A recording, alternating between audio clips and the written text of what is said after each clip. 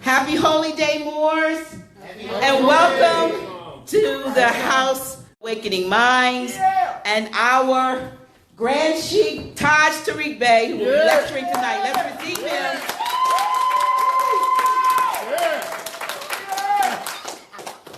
Islam, Moors. Islam. Take notes. We're going to deal with the specificity of definitions. What we wanted to do earlier, actually because I was cutting tiles, so we didn't get a chance to go to the store. I wanted to get some buckets and use like a demonstration I used for the children in Kentucky a few years ago. And I was going to put like 4 containers with words in them, words under them, and present to you the definitions, but not the word. And then you will participate and say what the word is. Now, the reason for the exercise of specificity of definitions is to show you the damage that has been done with connotative linguistics, and also part of the mind control system that they've been using to make our people illiterate, what you call educated illiteracy. And a lot of times when you state it, people, don't take it serious because they think, our mind, we can read for years, type thing. But when it comes to serious activity and response to the Roman operations in the Western Hemisphere and the world, it is important that you actually know what words actually mean, distinguished from what you assume that they mean.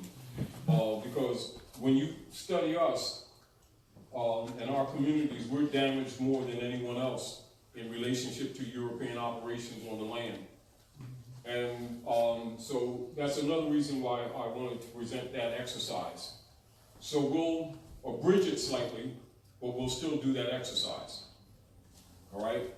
Now, what I also wanted to share with you is chapter 8 from the Council of the Seven of the World. And I would please for all of us to read it together in unison.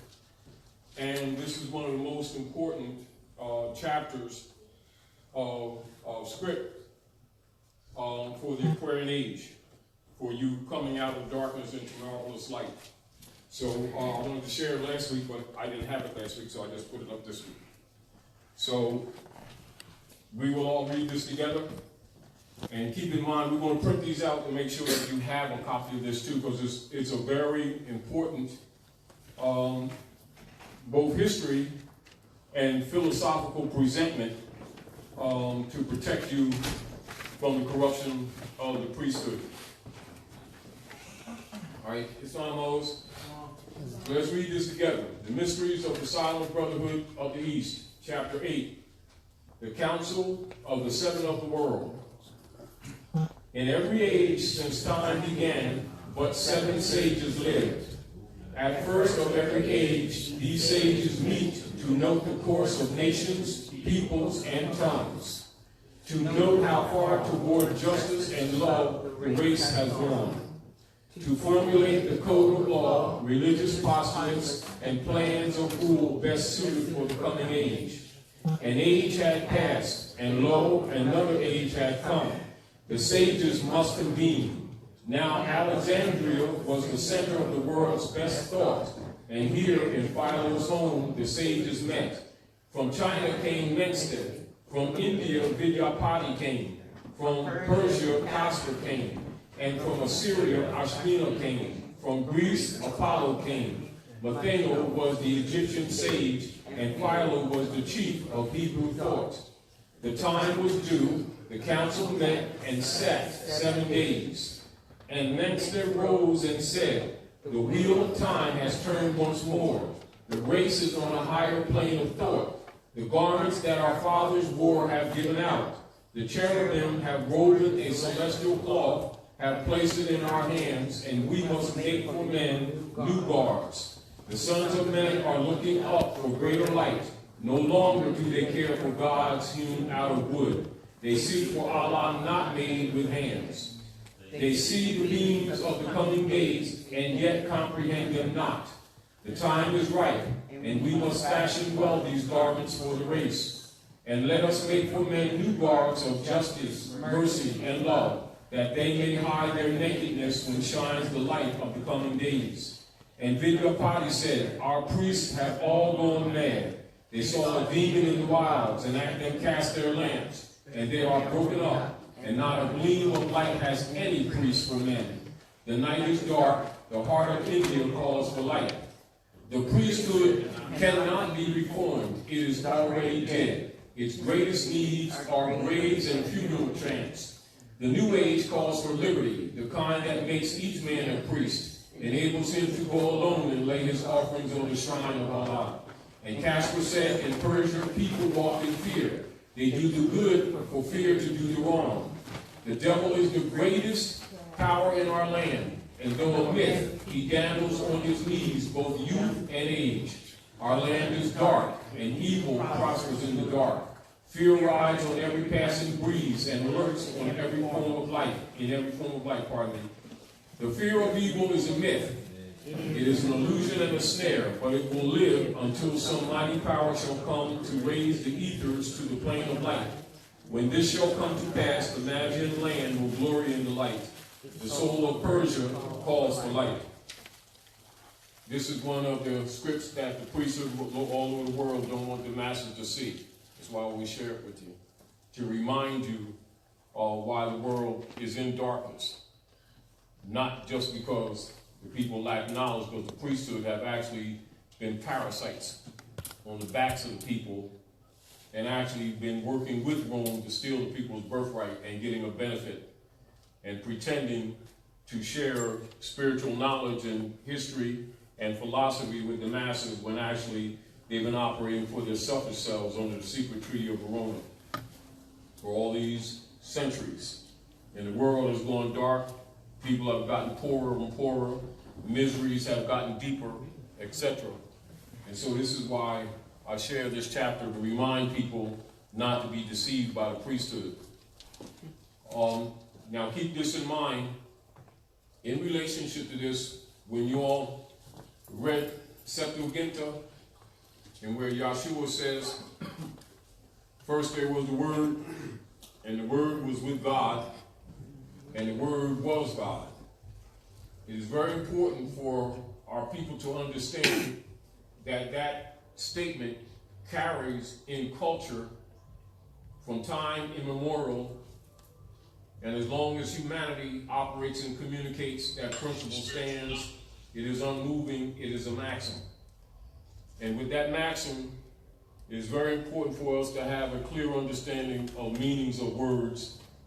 And whereas, and in many instances, people don't have necessarily a knowledge of the etymology of words, the fundamental rule of etymon and etymology gives you the tools by which you can research yourself and then learn to know, which means you don't need to know immediately. Those are the tools by which you come to know. And so you would use those basic tools of etymology, basic, we're talking about elementary, degree, to liberate yourself from the darkness created by the priesthood and the Romans in partnership while pretending that they were separate. It's very important because particularly as we move into the Aquarian light, the Romans are accelerating their corruption on the planet and around the world, particularly in North America, because they're being unseated.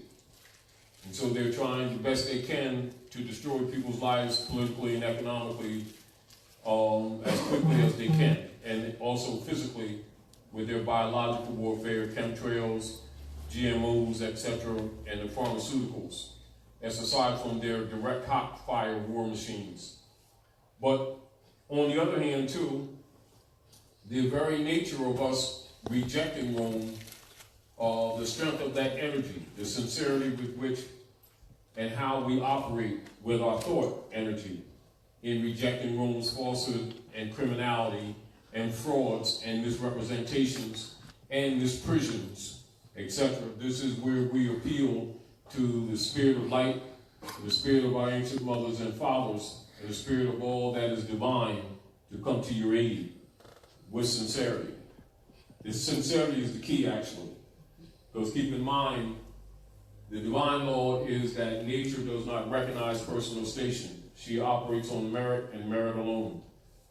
This is why sincerity is key. And it's again why we're dealing with specificity of definitions. For those of you who have your dictionaries with you, don't hesitate to use them. We're basically going to deal with, say, your college dictionaries, etc., or your basic, unabridged dictionaries that have basic etymology in it. So we're going to present some words, and we're going to ask you to participate and present definitions, timeline, etc. All right.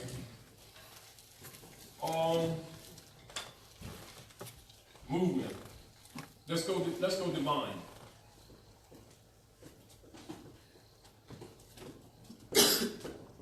Right? National.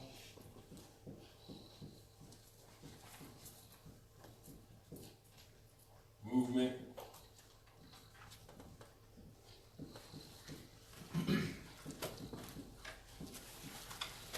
All right. And that's for starters.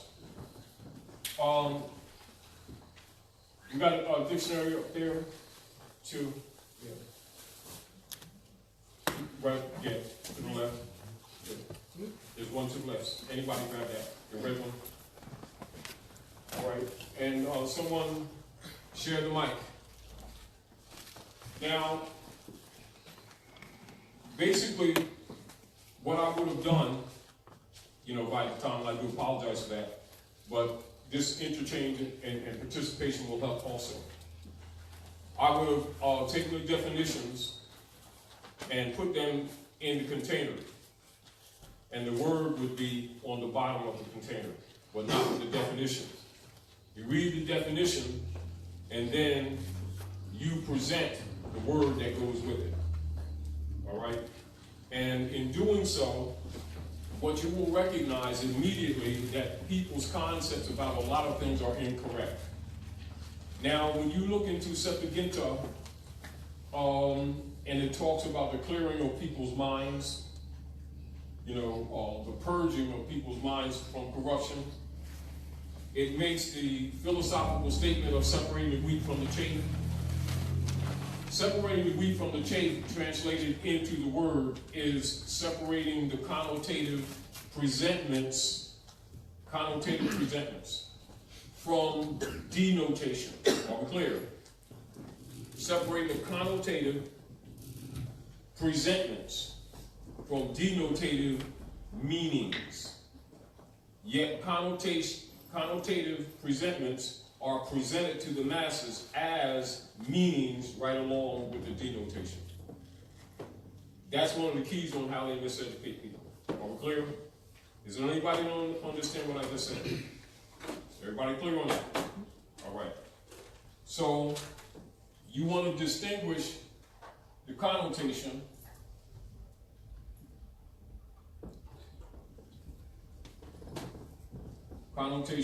right, versus denotation.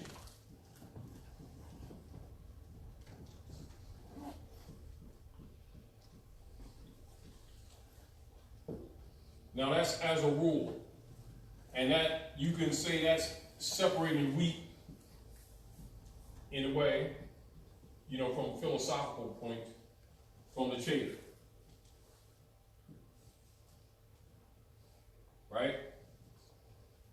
Now, look, as an example, go into connotations. Give me connotations, sis, and give her the mic.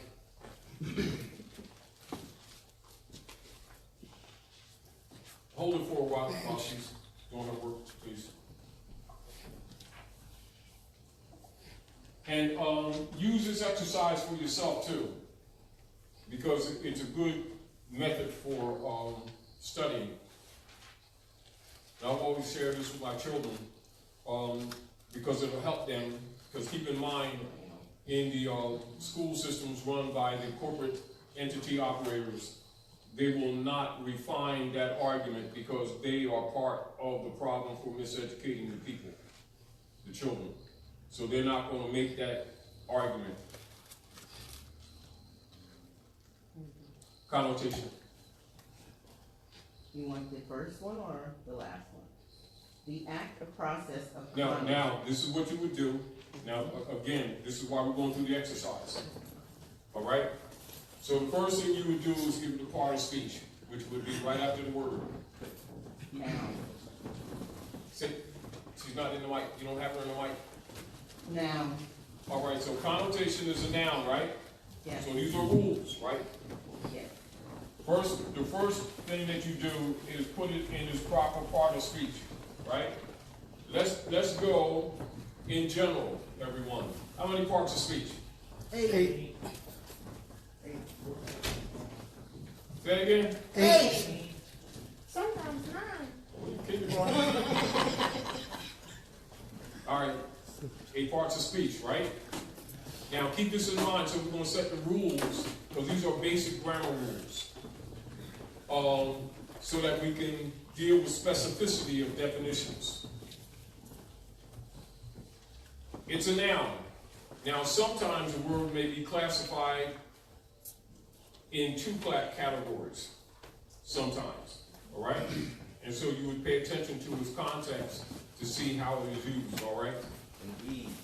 But the issue is to separate the connotation from the denotation. All right, sis. And then also make sure that while you're reading, give us the etymon. That's the brackets. When you see the brackets. Go ahead. The act or process of connoting, the configuration of suggestive or associative implications constituting the general sense of an abstract expression beyond its literal, explicit sense. Compare denotation. All right, so it's an abstract, right? And not necessarily always the thing, is it? All right, so one of the things that we want to be aware of is sometimes they'll use a connotative presentment as a meaning when they're giving you a law document or legal document when they're trying to rob you. Or they're trying to steal your property with a foreclosure. Or they're trying to breach your inheritance that you should have gotten from your mother and steal it for the state corporate operators. They will present certain presentments in a connotative semantic angle, meaning one thing and not the other. And if you accept the connotative presentment as the absolute true meaning, they can deceive you, and they often do. And they do that to our people because they know our people violate this rule that we're discussing right now, specificity of definitions. And the specificity of definitions is the consciousness of separating the denotation, which would be the etymon, which would be harmonic with the etymon, from the connotation for the purpose of critical thinking, all right? So that's why we're doing the exercise. Are we clear? All right. Now, give the definitions, and then you separate the denotation from the connotation and show us the etymology. Number 3 is logic. The total of the attributes constituting the meaning of a term. Intention. Connotative, adjective. Connotativity is adverb. Connote. To suggest or imply an addition to literal meaning. Mm-hmm. So it's not necessarily specific, is it? Now, what is the etymon? What is the brackets? Medieval in Latin, connotere, to mark in addition. So, now, it's medieval, Latin, and then what you would do, and so that we don't drag it out and you don't get bored, you write that down and then you look that up and you put a timeline on it, So write that down. This is an exercise. You'd write that down. Now, if it was Middle English or Germanic, etc., you would do the same thing, and then you put the timeline on it, which would be a numerical estimated date of its practice usage in the language, and as it transfers or mutates from one language to another. Are we clear? And the reason you do that is because in societies where they're maintaining peonage that people refer to as slavery, that's connotative, that, you know, in that manner,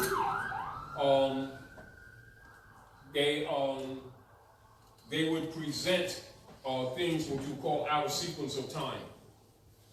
As an example,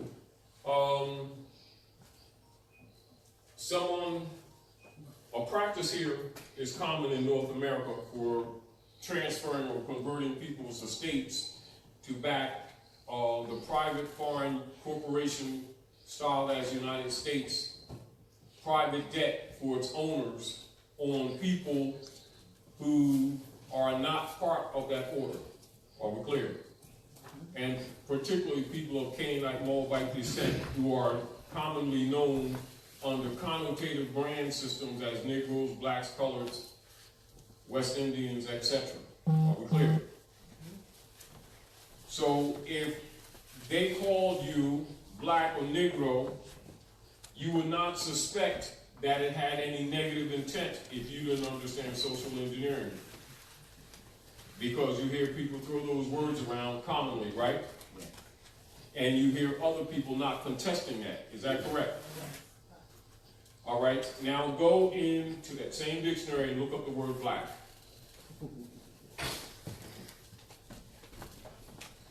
And they'll relate it to a people as if it's a pedigree and an identity, which would be a connotative presentment. Are we clear? Including writing books, and in those books, taking the brand system that was set up by the German Dutch masters, mostly those from the Dutch East Pacific Company, right? For the purpose of converting their estates. This is what you call land theft or land grant or land grabs. When you hear the Europeans refer to, particularly from the associates to the Whiggamore Party, and after the Kansas-Nebraska Act, where it became popular for the European foreigners and aliens operating in the Western Hemisphere to start calling themselves white and start calling the Aboriginal people of the land blacks and Indians. It has a social purpose. It has a functional legal consequence. But when people aren't aware of it, they don't suspect it and they don't rebut it or challenge it and then suffer the consequence. It's another reason why we're doing this exercise in specificity of definitions. Now read black, please. Being of the darkest achromatic. No, you never go past the part of speech. Make sure that you... Adjective. All right, so you make sure that you don't do that to the children. Because remember in school, they're going to teach the child that black is a noun. It's the identity of a people. Do you see the connotative application already without going any further? Not because I say so. Do you recognize it? It's important that you recognize it. Are we clear? Yes. All right, so it's an adjective. An adjective describes and it modifies. Does it identify? Does it identify? Question, does it identify? No. Why? If it was an identity, what classification would it be? Give him the mic. You moving the mic back and forth over here. It's important that you be clear because it's important that you teach the children. Because remember, one of the missionary works that we're doing purposely is clearing things up for the next generation. So they're not subject to the Christian black codes that we've been suffering. And that we're suffering even presently. And many people don't know they're suffering. because they've been trained to call it racism, which again is an incompetence because it's not what's going on. Are we clear? Yeah. Now, what is its etymology? Look in the brackets. There are no brackets. Hold on, let me see if I can find it. I don't know what you're saying. You speak Chinese? I'm trying to hold it without obstructing the view. There are no brackets. It doesn't have anything in brackets. All right. There are a bunch of definitions, though. There are at least 14 definitions. Sometimes the etymology is at the end of all the presentments and not You the find it? beginning. Look at the brackets. Middle English. All right, so it's Middle English. Now we're dealing with the timeline. What's the timeline, Middle English? 1100 to 1500. 1728 to 1799. That's what it says in here. You're working it too. What say, sis? I'm sorry. Timeline. It says 1728 to 1799 in here. No, Middle English. Old English. That's all it says. All right, so holding now. Middle English is 1100 to 1500, right? Right? And so that would be Middle English.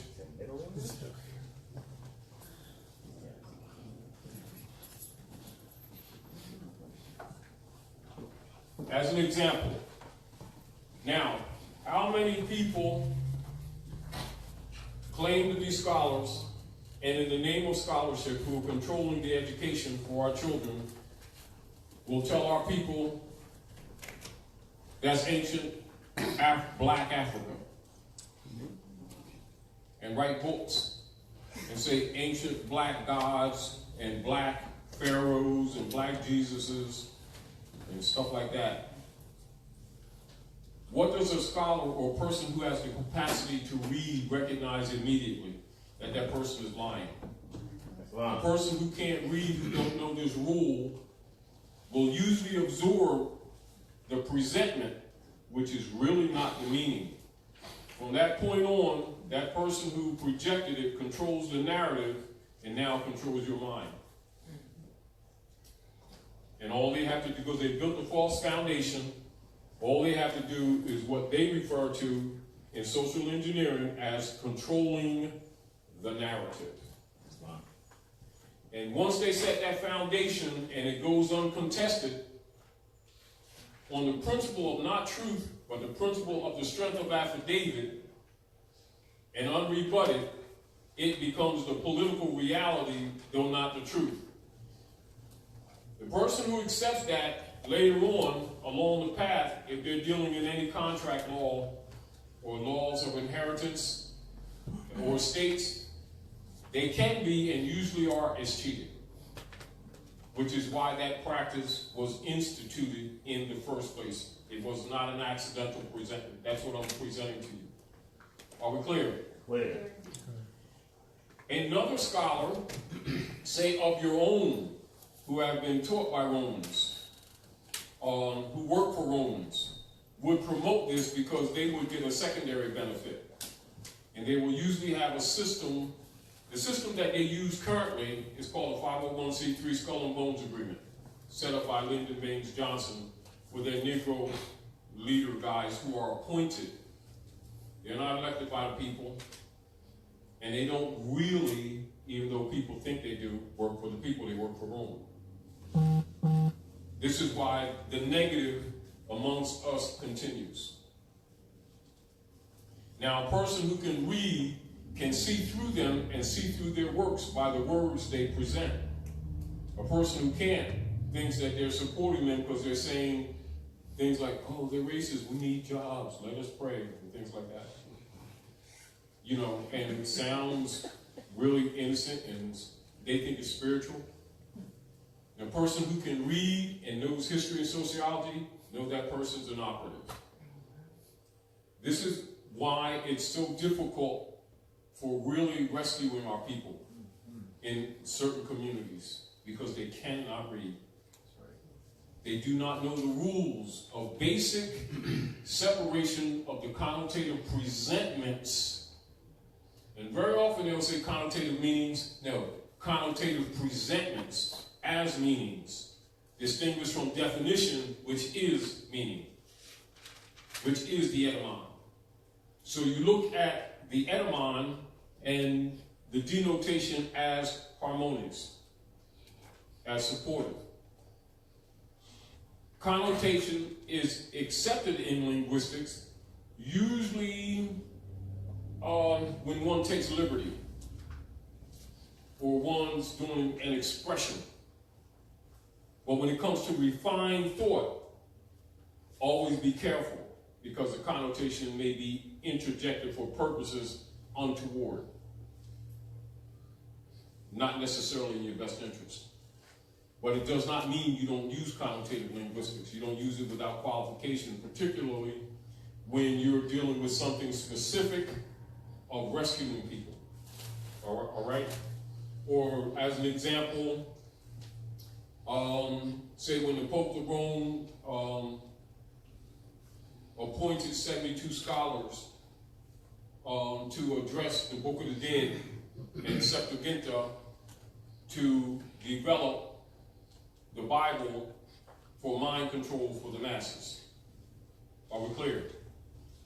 People who don't know that history would take the Bible on its face value without consideration of its anthropomorphic presentment, without a knowledge of its derivative origins, and fall victim to mind control set up by Rome. Not that the book itself is wrong, the book is misrepresented. Are we clear? Yeah. Now, if you notice as an example, particularly in the Western Hemisphere, but almost everywhere on the planet Earth where the Europeans have gone and taken the Bible, they've given the people the Bible and taken the land. That's right. That's right. True, true. And the miseries that the people later incur, they themselves, through that training, start attributing it to the mystical devil. Did it to them.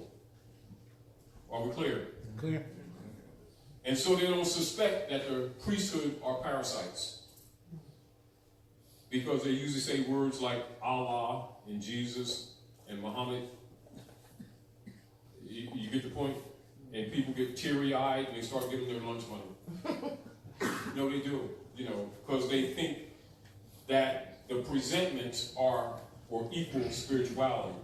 So the issue is what they think is divine and spiritual in instruction. You ask the average person, and they will call that collectively spirituality. However, it's not necessarily true. So what I want you to look up is divine law. Look up divine, and you present that. You can do it, or you can share it with your neighbor, let her do it, and what we're going to bounce around and let you all participate, because I want you to take on a frame of thought with this exercise, and then adopt this discipline for yourselves, even though it is a general practice that we present to you. And you all know when Brother Abdullah does a class, he will refine the argument for you. What I'm doing is dealing specificity and keeping it simple so that you can apply in your everyday life. Because this is like third grade grammar that I'm talking at this moment. All right? However, what you discover when you talk to our people, it is a rule that our people, even as adults, do not use. And a lot of times when we're talking here, and Dr. Nailah, phone's been blowing up all week, and she can't get rest because she's phone secretary by default. She's probably in there dozing off sleeping because they be wearing her out, boy. But and the real deal of it is, on the political realm, because the Romans are accelerating their ongoing activity of hypothecating people's estates, because they're under pressure, because the world governments systematically, even though there's resistance and it's bouncing back and forth, are no longer accepting their private commercial T-bonds that they set up since the Civil War on the backs of our people who they called Negro, Black, and Colored in West India. And that has been backing their debt since the commercial mercenary war. So write that down so that you can keep this clear in your mind. Commercial mercenary war, presented to you in history books as the Civil War. Are we clear? Clear. And the reason I'm saying this is because these things are being brought up today in the forums of parliaments around the world. And it concerns you here particularly, although it concerns other nation states too. But what you recognize is our people have a tendency to be least cognizant of what's going on in real politics on the planet. You know, like we've been minimized on so many levels that we think that we're out of the loop and think that certain things that take place in the political forum has nothing to do with us when it has everything to do with you. Are we clear? Clear. And because for these last few years, we've been dealing with refined arguments and information sharing with you on things that concern these matters, it has come to the attention of people in government around the world, and particularly with the Europeans operating in North America, United States Corporation Company. And so they've unleashed trolls to counter everything that we're doing. It's because when you become knowledgeable of what the real politics are, you start dismantling the system without moving, just by the projections of your mind. They don't want you to know that. Neither do your most of your leader guys, imams, rabbis, reverends, the whole crew. Because all of them, with all due respect, have been guilty of participating in maintaining Rome's mind control systems over you, while hiding behind religion and not really teaching religion. Are we clear? Yes. Teaching secularism in the name of religion. So that's part of the mind control. As an example, let me give you an example. And this is true. And I don't want to say a falsehood, so I'll go under the estimate, all right? There's about over 50,000 versions of Christianity presented to the masses for mind control purposes. There's about 77 versions of Islam. When Prophet Muhammad, peace and blessings of Allah be upon him, informed the people that there should be no secularism in Islam. Islam is really a science of life. But when you look at the conditions of the world, masses of the world are caught within the web of these secularisms. And instead of actually developing culturally and with love, they're actually hating, murdering, and doing every foul thing in the name of Allah and in the name of Jesus on the planet Earth. They hide behind religion. The masses don't get religion. When you say that, a lot of people get sensitive because they think you're attacking them, but you're not attacking them, you're trying to liberate them.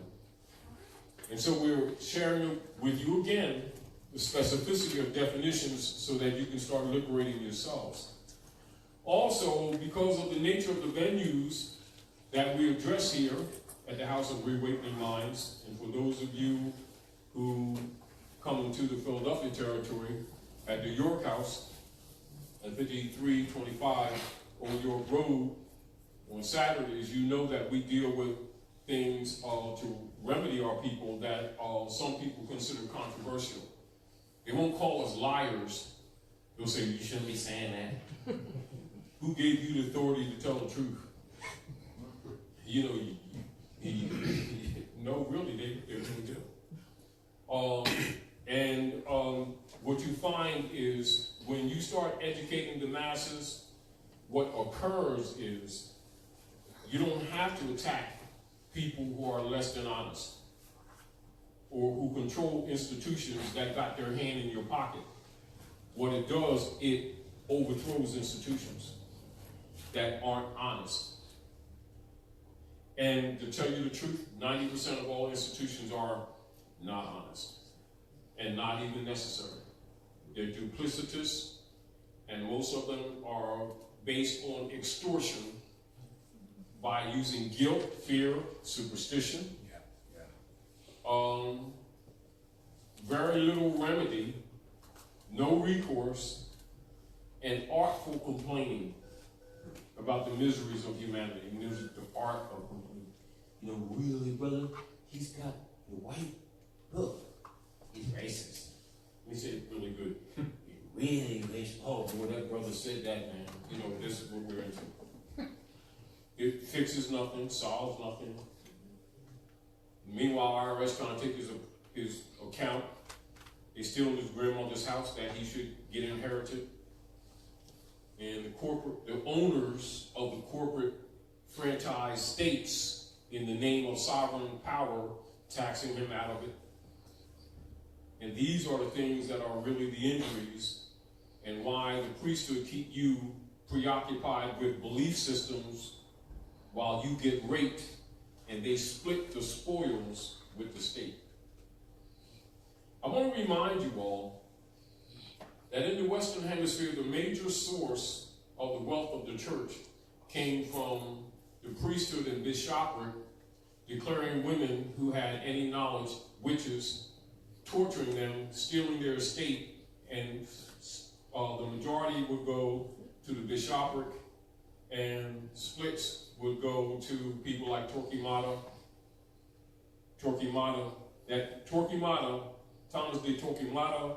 That whole operations of the Inquisition now becomes the IRS. And this is again why people's concepts must be corrected, specificity of meanings, specificity of definitions. And as you already know, the priesthood has the whole world under mysticism. There's another reason why I wanted to read this. You know, if you don't give me $5 so I can split with Jesus and stuff, and make sure I make charity, you know, at the mosque did, etc. Well, God said he did. The roof was leaking. You know, guilt trip. Can you read hell from the law book? Nailah? From Black's Law Dictionary. Now, most of you know, and I don't have to really emphasize this with you, that most of our people are scooped up with this word hell. Fear that they're going to hell, and they don't give Reverend Jones $5 for Jesus and $5 for him. Make it 10. But, you know, they give you an envelope, make sure it's 50. They even put ATMs in them places now. But love money is the root of all evil, right? But see, they can purify it. Because they got God's cell phone, they got direct connection with a personal relationship. And this is, they play on people's guilt, fear, superstition, and they've been raping the masses. And very few people have been challenging them. Now you see the story of Yahushua challenging the priesthood, and you know that's why the priesthood got rid of him. You know, stealing widow's pennies. You know, and then said the devil did it. It was the priesthood did it.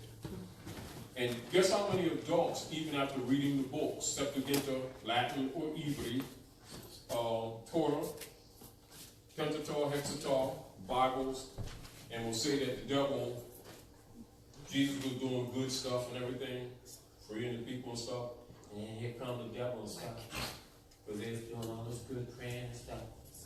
Jesus minding his own business and stuff. And then the devil came and stuff. No, it was the priesthood. The priesthood. A child can even see it in the book, but you know how many adults follow that party line of raising money to kick the devil's ass? We're messing with Jesus. And nobody pays attention to the priesthood, who is really working with Rome. And them same priests, to this very day, promote to the masses that there's a separation of church and state, and they've never been separate. The The church belongs to the state, and the state belongs to the church. Do you understand? Go ahead, interject. Page 857 of Black's Law Dictionary, 4th edition, all right? Yes. Hell, the name formerly given to a place under the exchequer chamber where the king's debtors were confined. Say it again. Say it very clear. The name formerly given to a place under the exchequer chamber where the king's debtors were confined. Now, so you see why they start teaching the adults in the mentality anthropomorphic of children and saying that hell's beneath the ground? And hot place, because that's what it usually was, hot, sweaty, and dirty. And anyone that didn't pay the 10% Roman tax, which is called a tithe, were thrown into a hole underneath the church, the exchequer's chambers. And that was hell. Now, as the priesthood have deceived the world, now they think that hell's a place to go. And the Bible, the Quran, the Waspi, and the holy books, for those who violate divine law, so to speak, they're going to be cast in hell, and that's their concepts. Are we clear? There's another reason I'll read this chapter to you, and I want you to remind yourself of this chapter. Because if you are, with all due respect, and it's not personal, to be liberated, the priesthood must be taken off your back. No one can do it. You must do it, and you must do it willingly. I'm not talking against them. I'm just talking of what they do and who they really are. You can do with it what you please to. However, we have given you and will give you enough information and enough reference that you yourself should know by now, after these many generations, that they cure nothing, that they are actually parasites. Islam. You know, and this is another reason why even a lot of people who have this knowledge don't want the masses to have the Book of the East, if you get the point. And remember, your fundamentals of all your religious world, of all the philosophies, come from the East. But yet they will do derivative operations and then deny the East, or condemn the East if it's wrong, and they've gotten their knowledge from the East. Are we clear? Just a reminder to you. And keep in mind that the priesthood have all the books. Like say, for instance, in a private conversation, if I'm talking to a rabbi, you know, claim to be a Jew, he'll talk that stuff to the public, but if I'm talking to him, I tell him, you know, there ain't no damn such thing as Jew, and that's a degree. You know it's Yahudi, and probably you ain't a Jew, so don't even come that way. You don't come that with me. You do that with somebody that don't know scholarship. And in private, you won't debate because you don't tell the truth. In public, cast thee out of the devils and shit. Right. You start that stuff. Killeth him. You know, they start that stuff. And the masses come to you, we run down the street.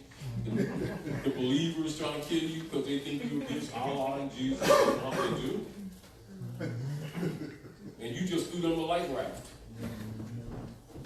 This is, again, why this lesson, specificity of definitions. Because some of the things that we critique and present to you in critical thinking, we don't want you to think that we're attacking any organized group or any organized people or anybody's belief. We want you to know whatever you do, whatever you claim, know what you're claiming and know what you're doing. Make an intelligent decision in what you do. And in truth, true religion does not teach belief systems. True religion teaches knowledge. Are we clear? True religion does not promote belief systems. Dogmatism and dogmata systems promote belief systems. Are we clear? And I know you've heard me say this many times, and I mean it sincerely. The masses don't get religion, the masses get dogma. The priesthood keeps religion for themselves.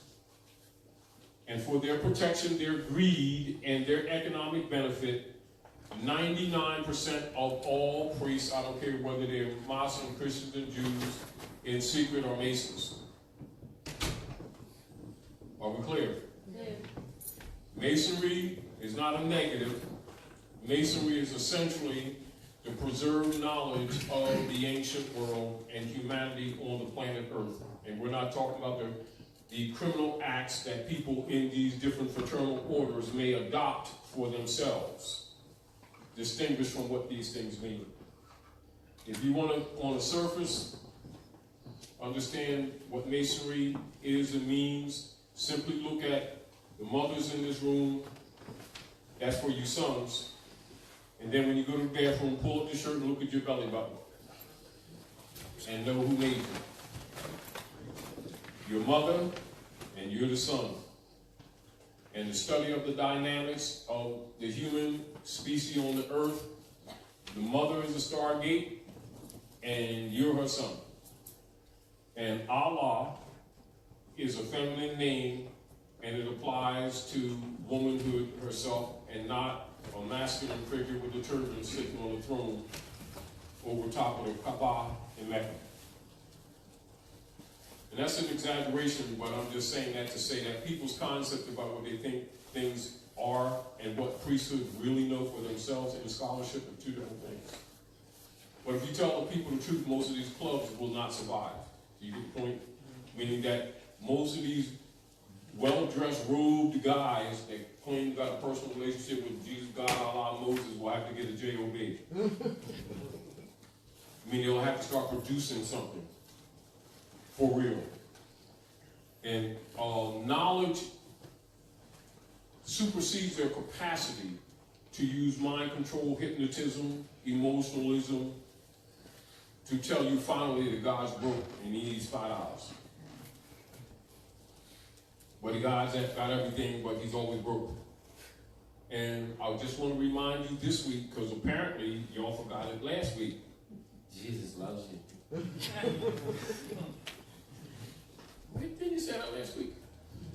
I mean, I'm convinced. What's next? You know what I mean? And I'm not saying that to be humorous, but it's really cruel what they have done to humanity.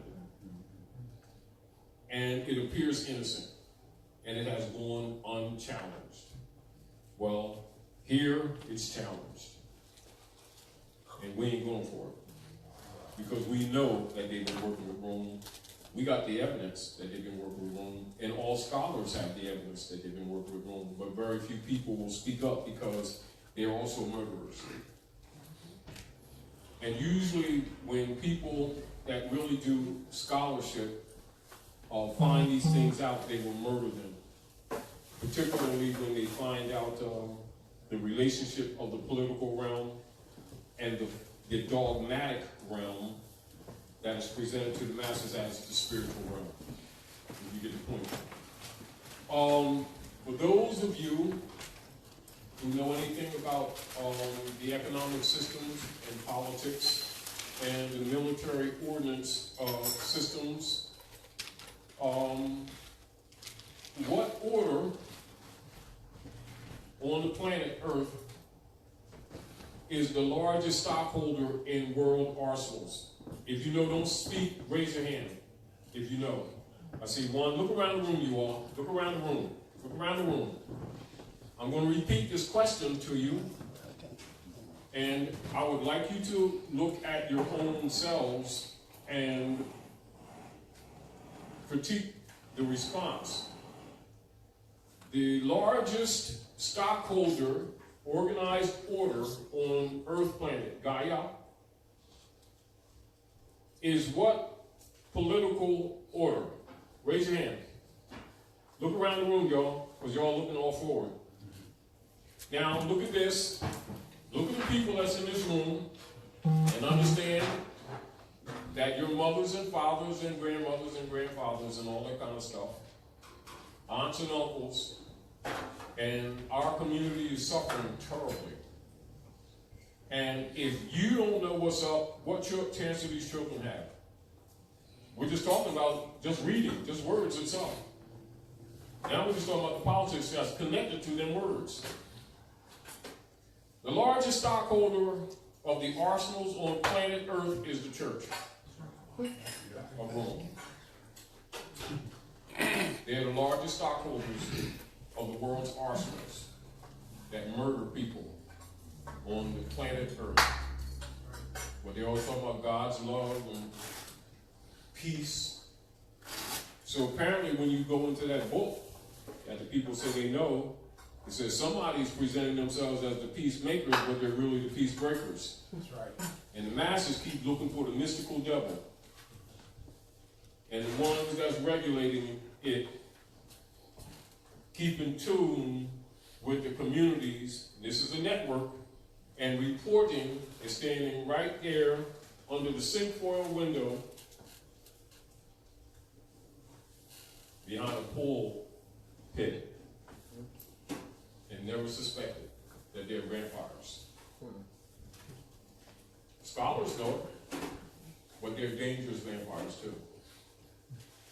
You know, so these people who don't really understand the real history, the real law, divine law, the ancient books, don't know that that vampire is eating some of the missing children and raping them too.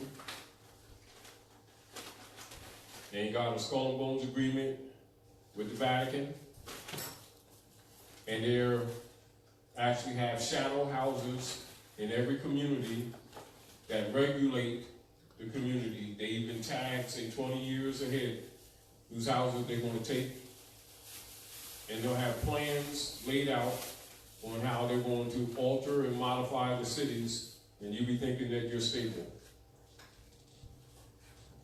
And that you think that the members of the Circle Church and the Chancery are doing Jesus things and things for the Lord of Jesus. They're working for the Lords of London, and they're right in your face. They're called lawyers and bankers. There are the direct members of the Circle Church. The Chancery. Did you notice that when they steal these people's houses, and they be sending you instruments from law offices claiming to be courts, they'll present arguments for those who challenge you in Chancery Court?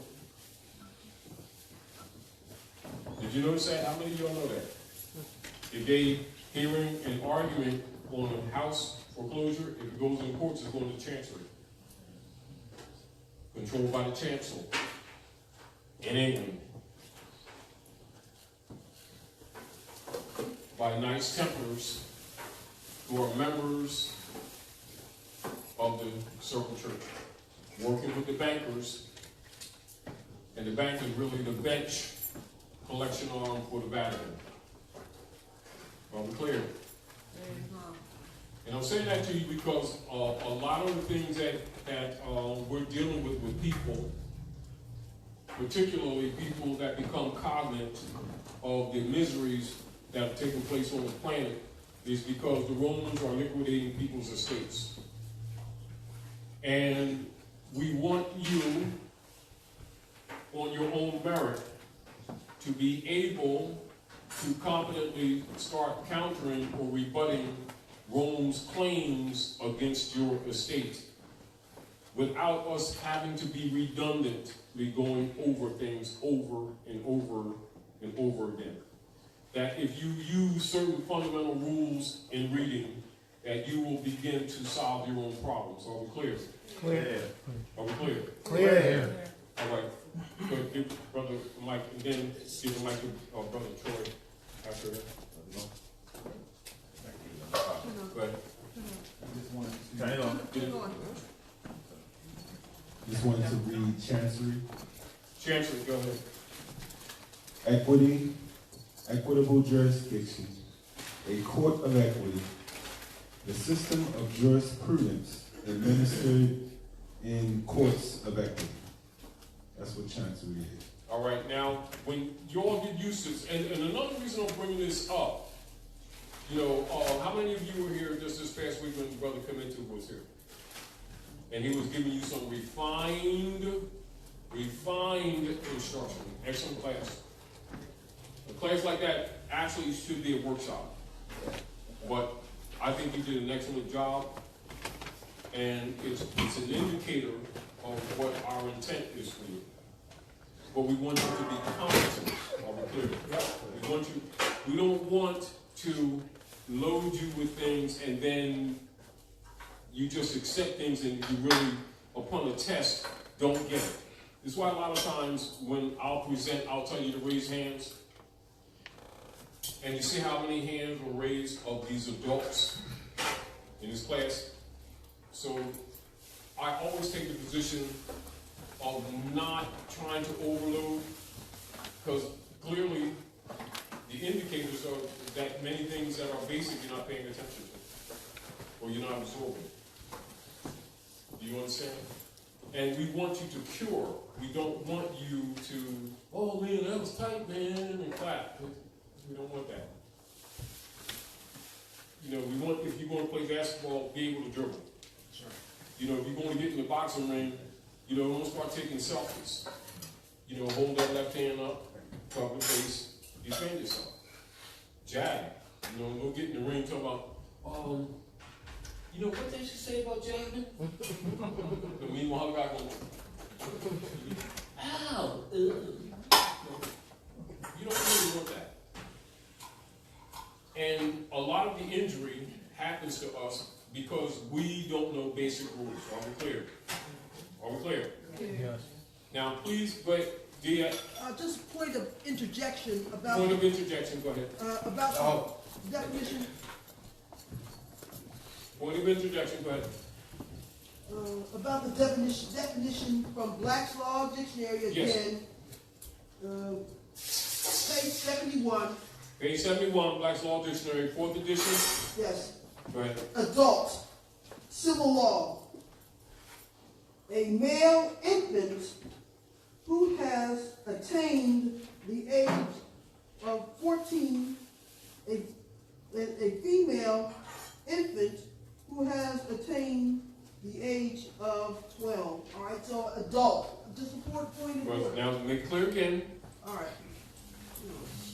And speak for what you know. All right, it's a big baby, in other words, an adult, infant. Yes. And so to call ourselves adults, Does not necessarily mean maturity. right. However, this is the key. Now back up again, and this is back to where assumptions are. Assumptions. Read that again, and I'm going to explain that to you. Read it very clearly, distinctly.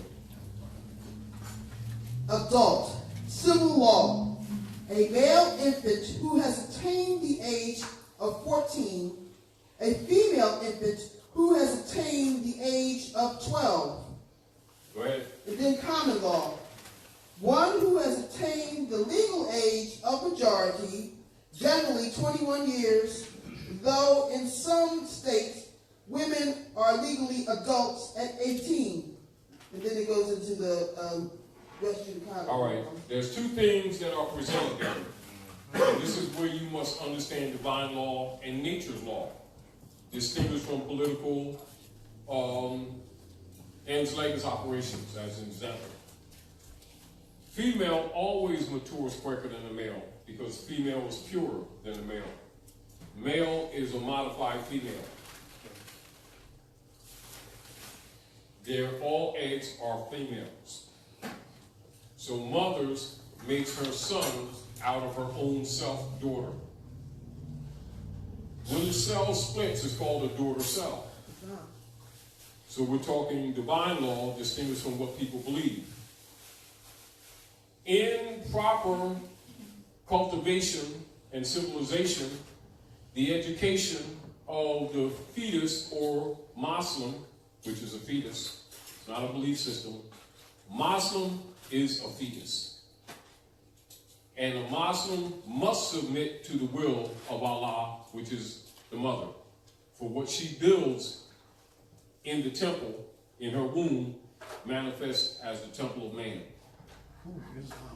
In true, proper culture before Roman Inquisition operations that put the world back over 500 years, the education systematically done on points of three, and the evolution of the womb on the triplicity of the three, the triple three of the nine, right?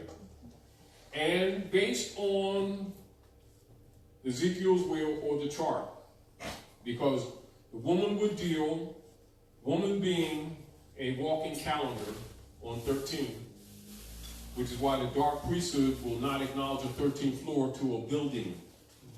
They're called a mezzanine. You get the point.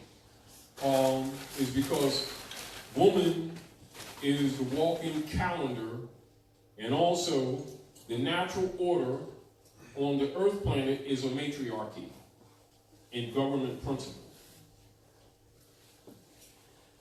When the culture or the applied science of the number 9, the workings of the womb, is applied in proper culture, the child, according to the nature of the constellation and the energies that the mother puts into the temple of the body, she teaches the child accordingly. This is one of the reasons why it was very important from a political perspective for the Romans to burn libraries around the world. In what is called the Great Book Burnings, you're talking about Librorum, Index Librorum, Expurgatorius, Index Librorum Prohibitorum. And it is not unlike what we're talking about the priesthood here. They themselves know that the children come out the womb already educated. Are we clear? Yes. When the mother knows the truth of the workings of the womb and the power of the womb. Therefore, the priesthood will never teach women the truth about religion. Why? Because she's Allah. That's right. And she has been overthrown. Yes. Islam. Are we clear? Clear. Now, the nature of things. In harmony with the 12 constellations that rule this particular solar system. That point of 12 represents maturity.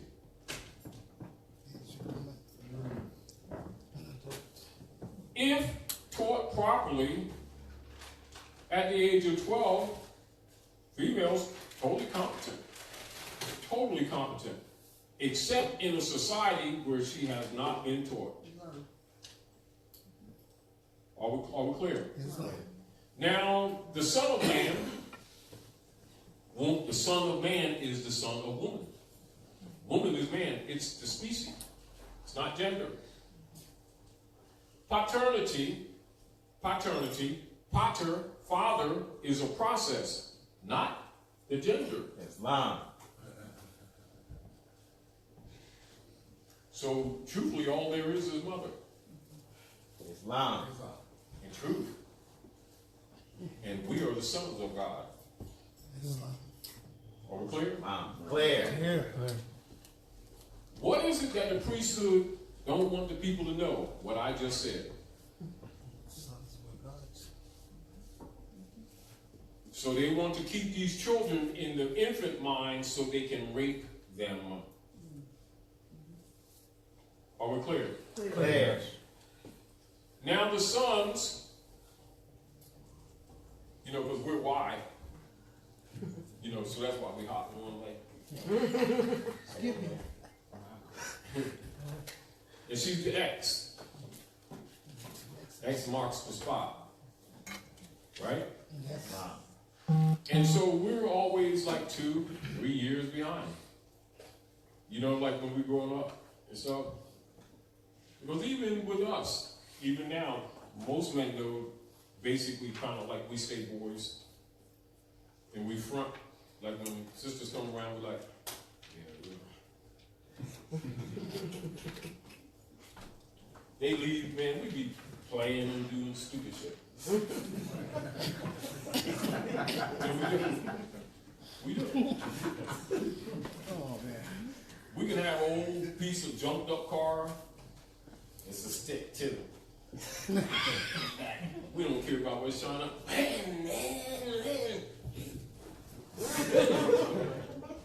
Just comes around, we want to do mags and all that stuff, polish in the car like we care. Let's be honest. So there's a balance. Mother refines us. You know what I mean? Like us, hey. We can have pocket full of Fiat, sleep on the floor, sleep in the chair, with a soda, some popcorn, looking at TV. They come in, we be straightening stuff up like we. Yeah, let me fix this and stuff. Trying to impress somebody.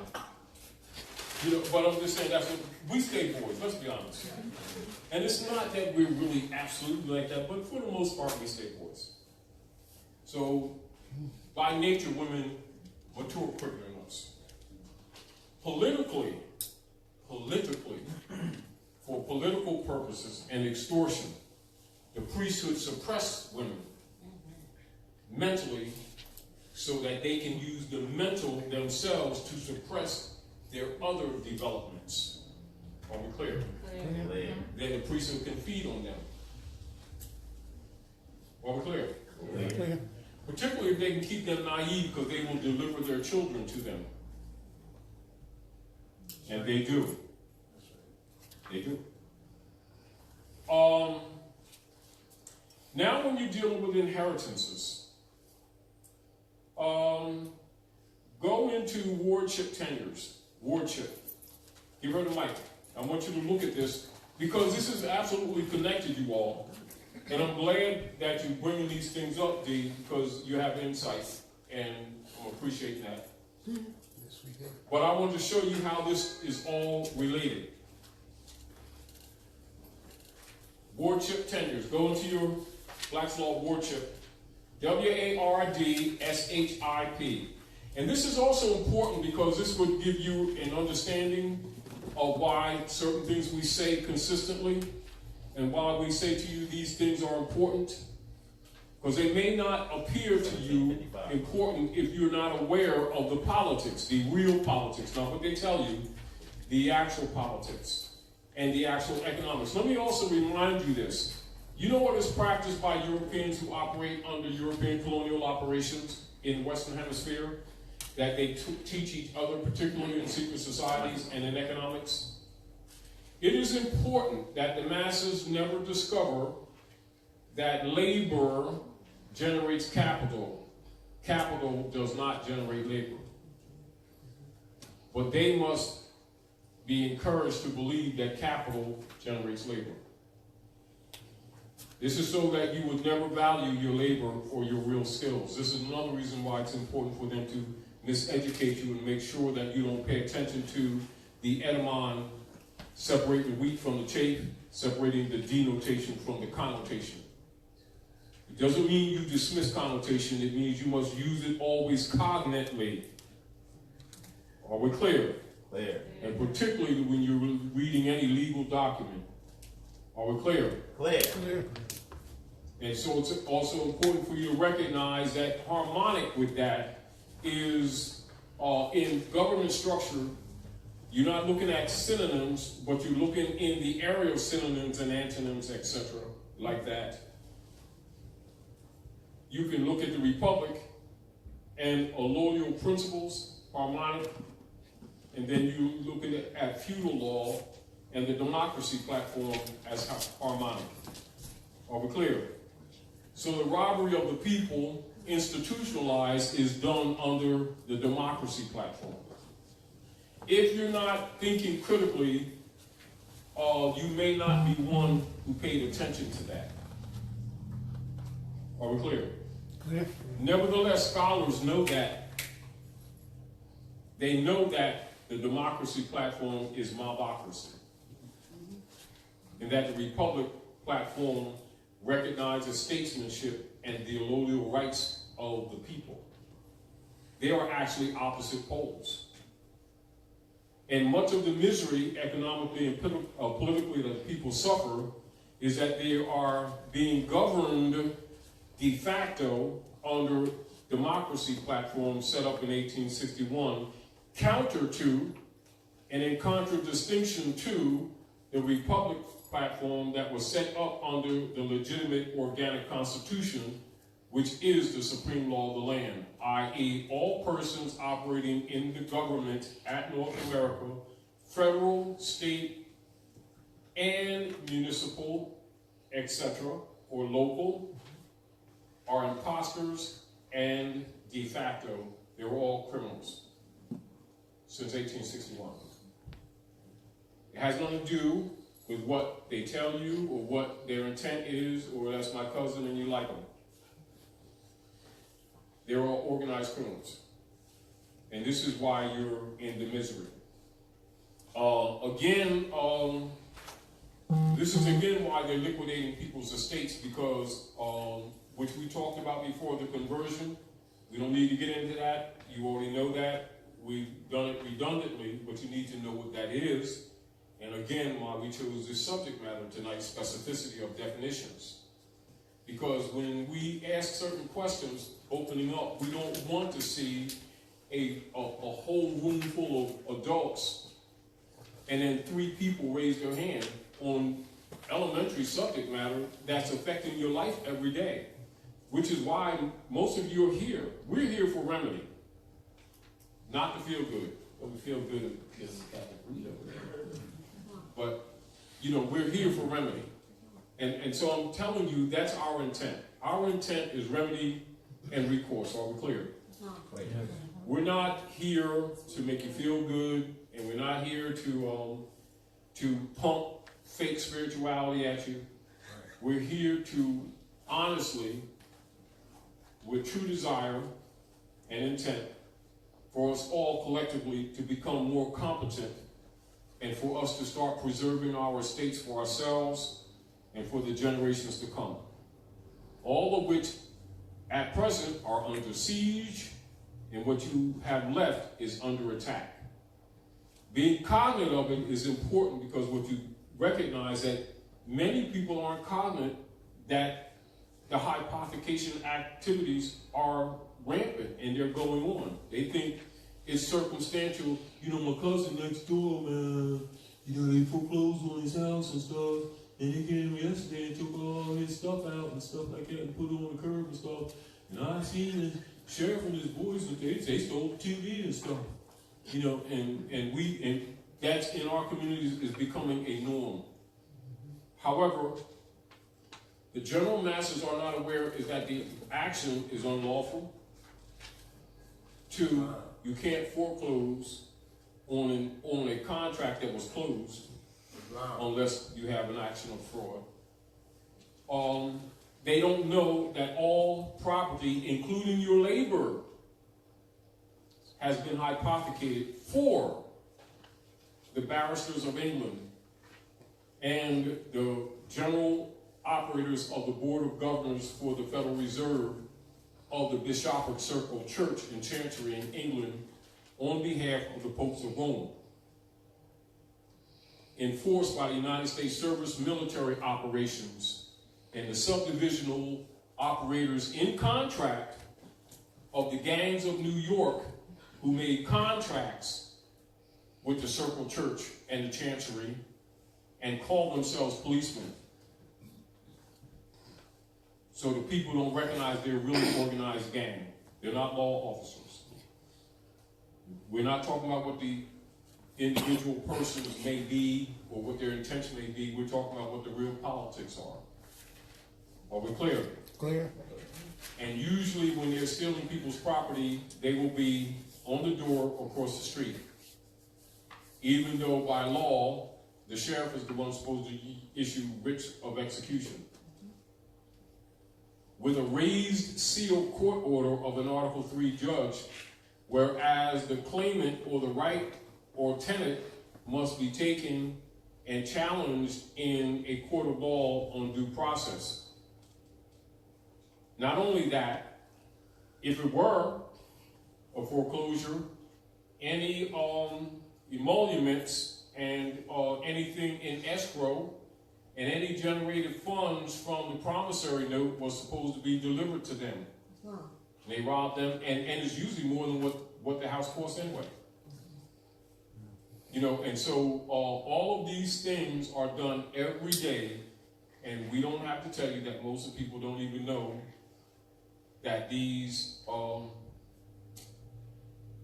activities and these aspects of mortgages and the transfers of separation of the mortgages and the promissory note that generates finance on the stock market, etc., that already compensated for the house, etc., and set off. That's what we return to these people, even when they do foreclose. So really, on most of these foreclosures, if they told the truth, even if they did foreclose, they would have to give you, in your hand, physically, finance that's usually more than what that house costs, and you'd simply be able to go out and buy another one. They're gonna rob that too, and rob the estate too. Which is again why we're doing specificity of definitions. Go ahead, please. Yeah, you're going to interject. Wardship. Wardship. Write this down, you all. In military tenures, the right of the Lord to have custody as guardian of the body and lands of the infant heir, without any account of profits until he was 21 or she 16. In Sokich, the guardian was accountable for profits, and he was not the Lord, but the nearest relative to whom the inheritance could not descend. And the wardship ceased at 14. In copyholds, the Lord was the guardian, but was perhaps accountable for profits. All right. So now, when the Congress adjourned sine die,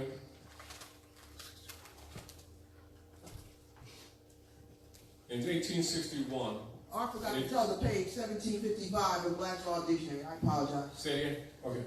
Page 1755, Right. Black's Law Dictionary, Right. 4th edition. I apologize. Now you would go. Now we're not going to do this exercise, but we want others to write this down. So you're going to do this in your spare time because we don't have to keep repeating classes. Minor, minority, impropria persona, status and estate, and then I'll continue back to the issue of the 12 and the 14 and the 16 and the 21. All right? So now you're talking estate law. And what Woodrow Wilson was setting up in 1913, and this is why we share with you all House Joint Resolution 192, 73rd Congress in session June the 5th of 33, and remind you all to break that down and pay attention. And one day we're going to go maybe through the congressional record and deal with Lewis McFadden's speech and plan to sue the Board of Governors for the Inquisition Revenue Services, which you know as the Internal Revenue Services. That is the Inquisition Revenue Services for conversion purposes. And that only exists because of the democracy platform. Keep in mind that could not exist under the Republic platform. Are we clear? Clear. All right. So on the 27th, when they did sine die, there was actually a coup d'etat. Now, this is for you, those of you who don't know. Many of you know, but I don't want to go into that because we've been over it over and over again. You've got to understand this.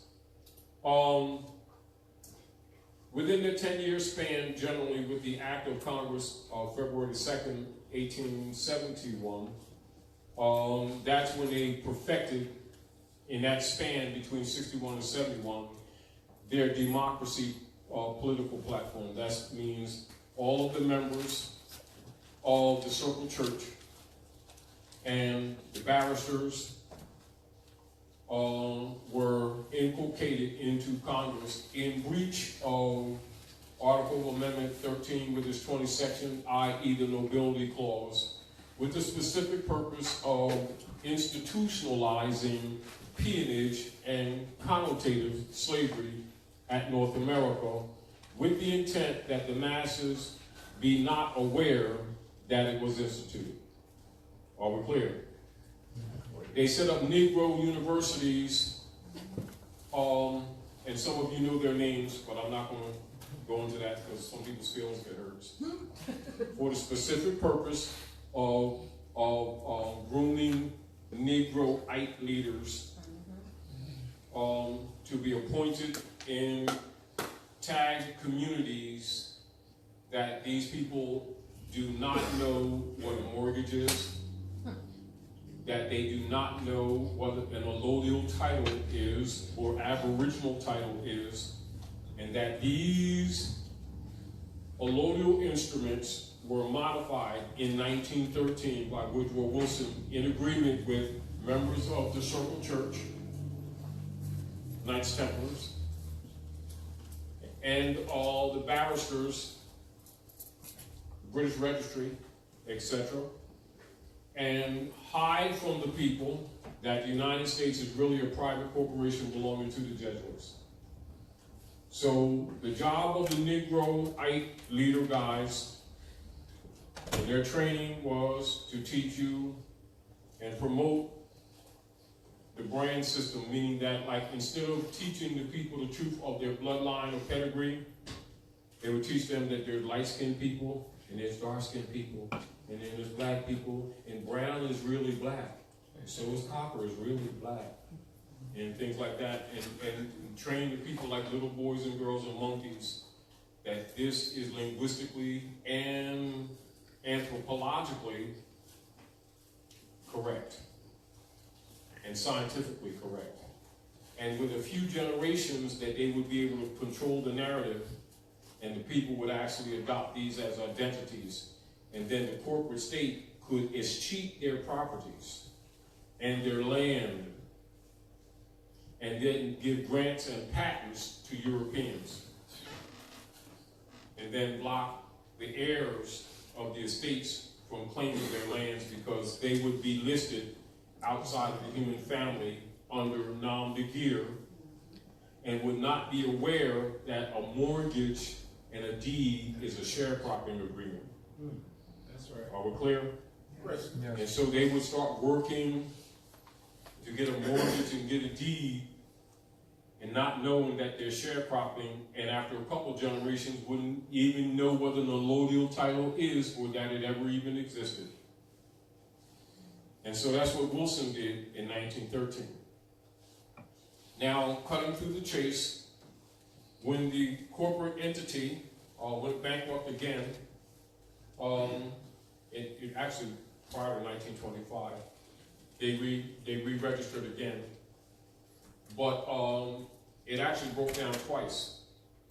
And so in 1933, and this goes from 32 and 34, Lewis McFadden made issue with it and was bringing suit. In 1933, Franklin Delano Roosevelt, European, used, because they had already used a claim on the children through the marriage certificates. Now they made claim on the hatched eggs through the birth certificates, being bank bonds to back the United States corporation private foreigners' debt. This is called conversion again.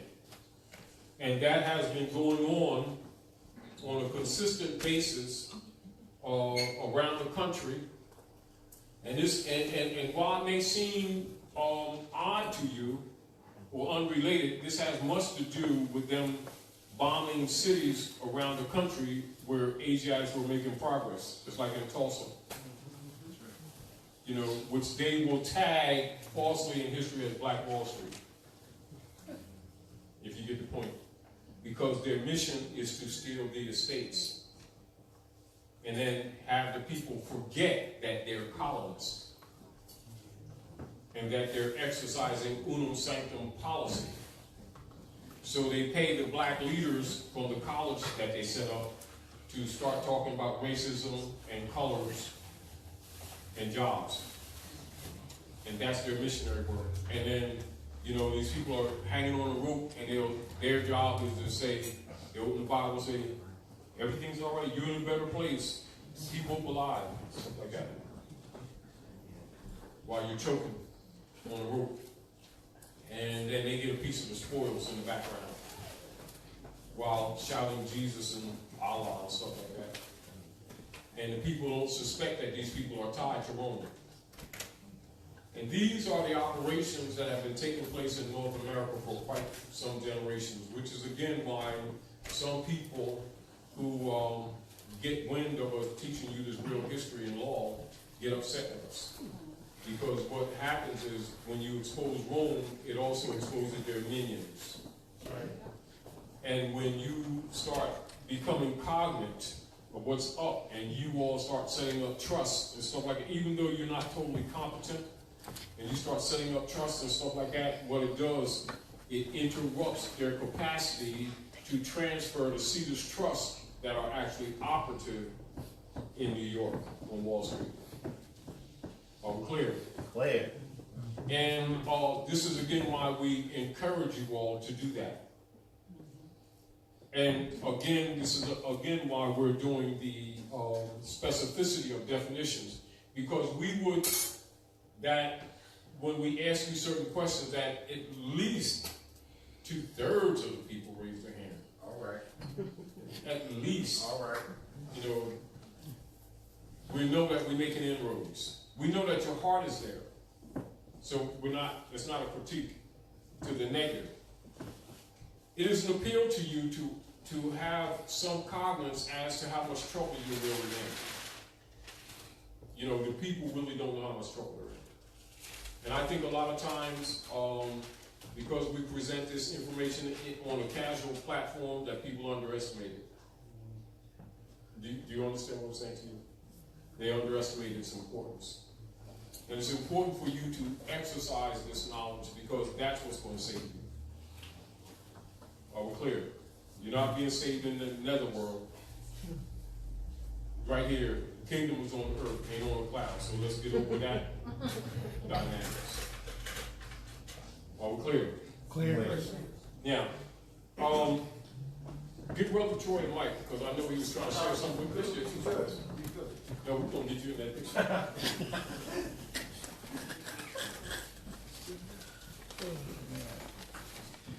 Now, Black's Law Dictionary, or you can go, I want you to go also in your basic dictionary, I want you to deal with movement.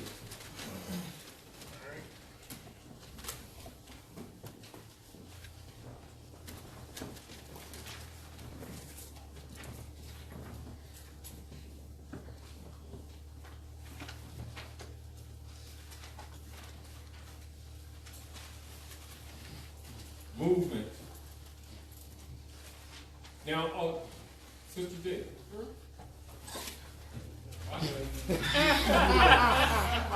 She's right in the midst of.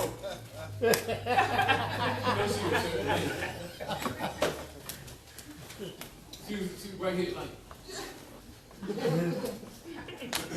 No, pick on me. Go ahead. Movement.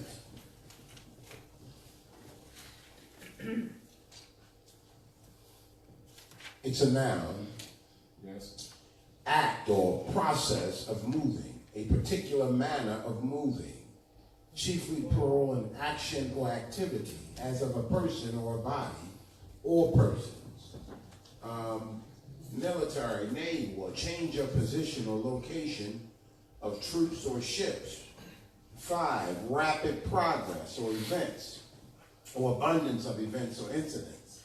The progress of events, as in narrative or drama.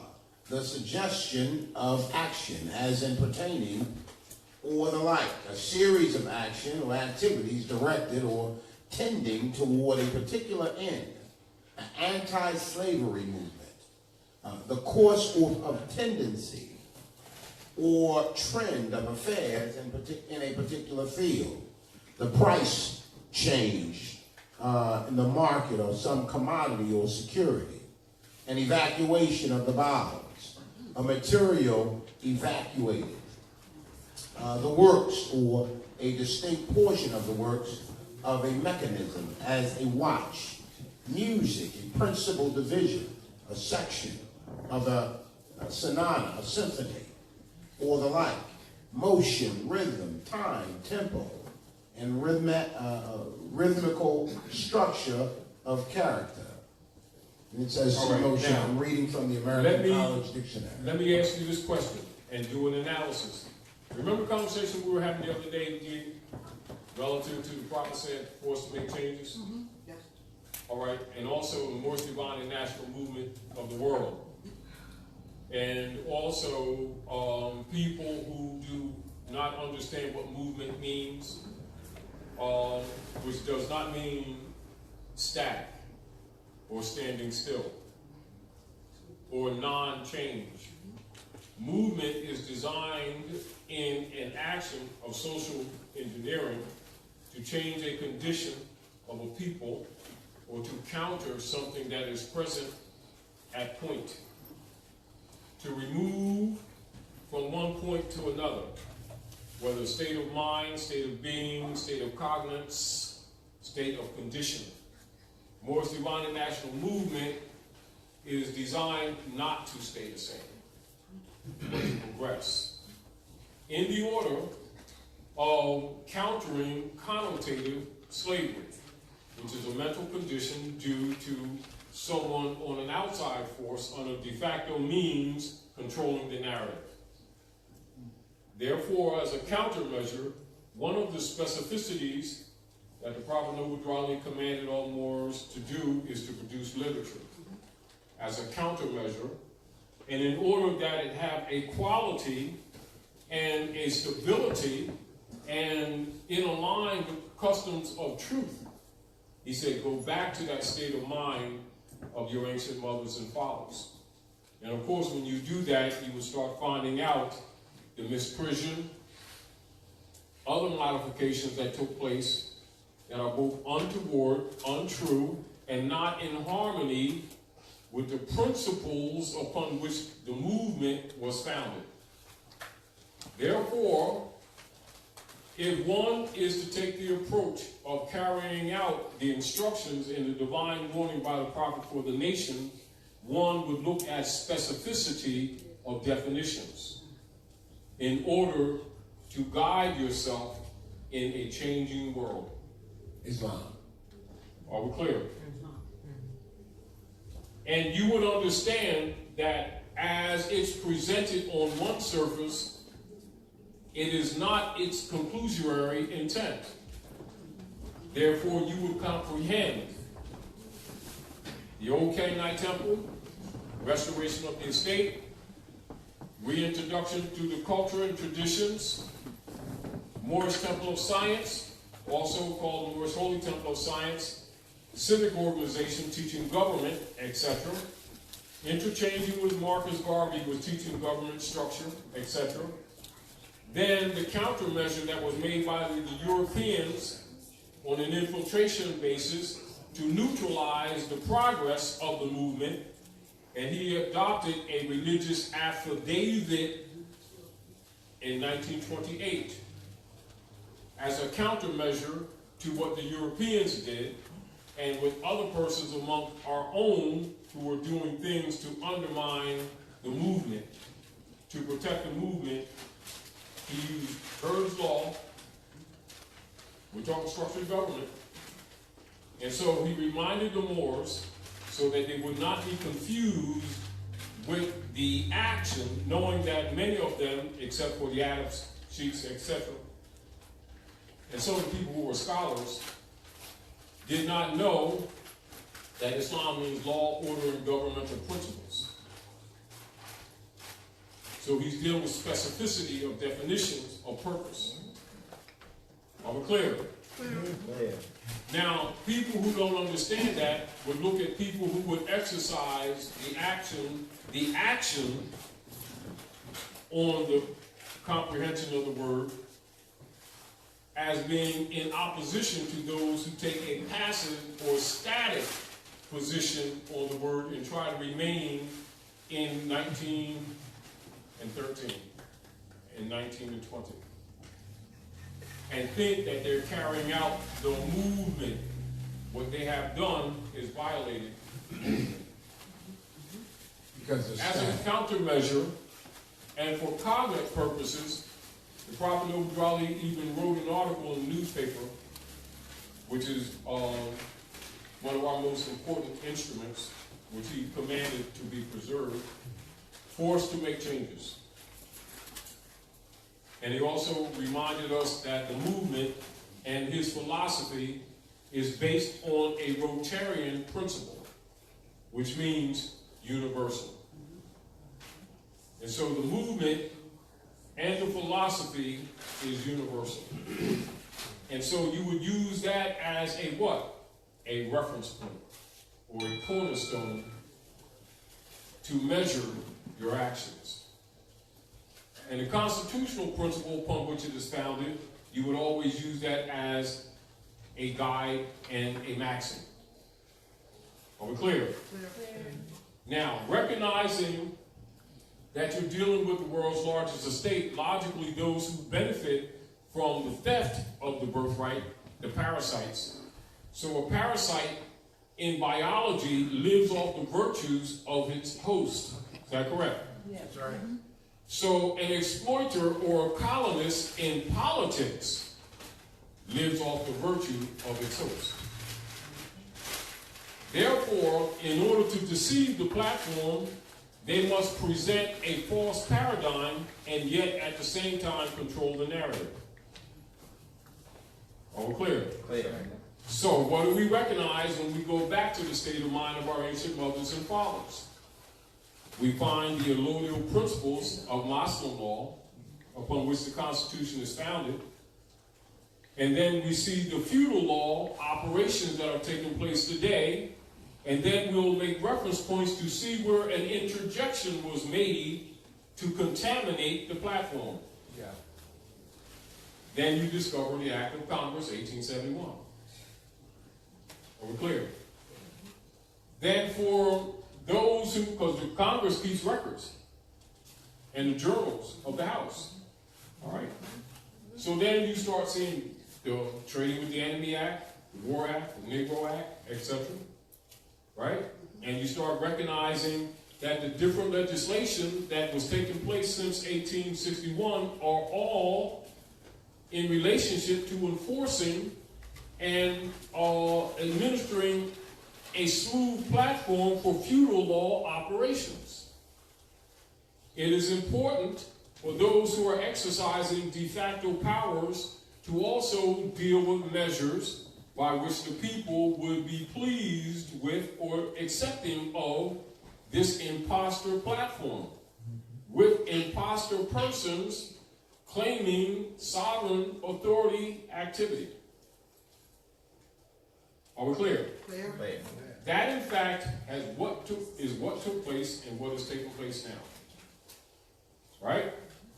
So, what is the other problem that we have? People who do not use critical thinking, and that is many, are not aware of what is in operation because they're not aware that you have a de facto platform operating against you in the name of government. Are we clear? Islam. Any instrument that comes from the desks of any of their operatives is feudal in character. They will not produce an allodial instrument. Are we clear? Knowingly and by operative directive. So what you have is a secret oligarchy, only secret to the people who can't read, or the people who don't know the real politics. Not a secret to scholars. Not a secret to politicians around the world. Definitely not secret to the priesthood, because they're at the background, they're the shadow, and the least suspected. Are we clear? But the masses at large are not cognizant of it. And with the miseries or the injuries that they suffer every day, by not knowing what they're dealing with, they have no competent action administered among themselves for remedy, or as a counter, or as a rebuttal to an actual attack that's inculcated and entrenched.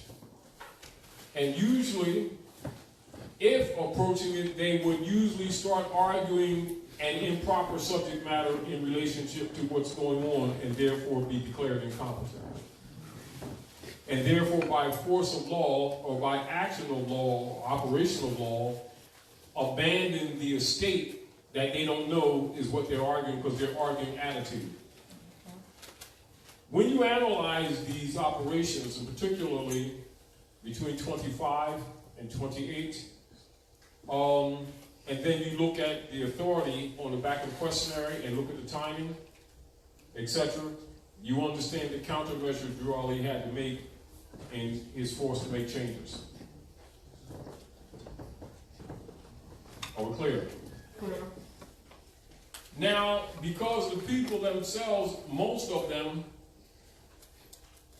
and I would assume this because I wasn't there, not unlike when we told people to raise their hands here, it was probably the same thing there, and maybe even less. You had a bunch, thousands of people that didn't know anything about trust law, anything about estate, very little about birthright. They hear it, or nationality, or national principles. And we're usually approaching the Moorish Divine National Movement from a perspective of a belief distinguished from an estate issue. Are we clear? Not knowing the difference between religion and divine law. So what I ask you to do is read us in the dictionary, in your unabridged dictionary, divine.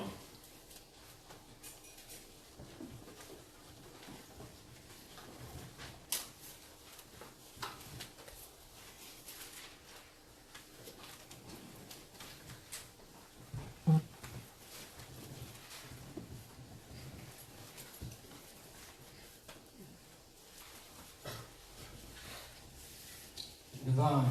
Divine. Stay in your mic. Pull out. Adjective. Of or pertaining to a god, especially the supreme being. Addressed or appropriated to God, religious sacred. Proceeding from God, godlike characteristics of or befitting a deity. Heavenly, celestial, being a god, befitting a deity, pertaining to divinity or theology, of superhuman or surpassing excellence.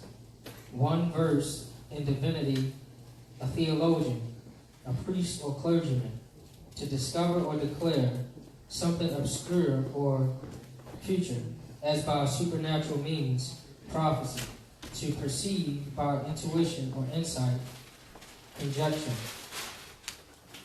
And then Intuition, insight, conjecture. Go ahead.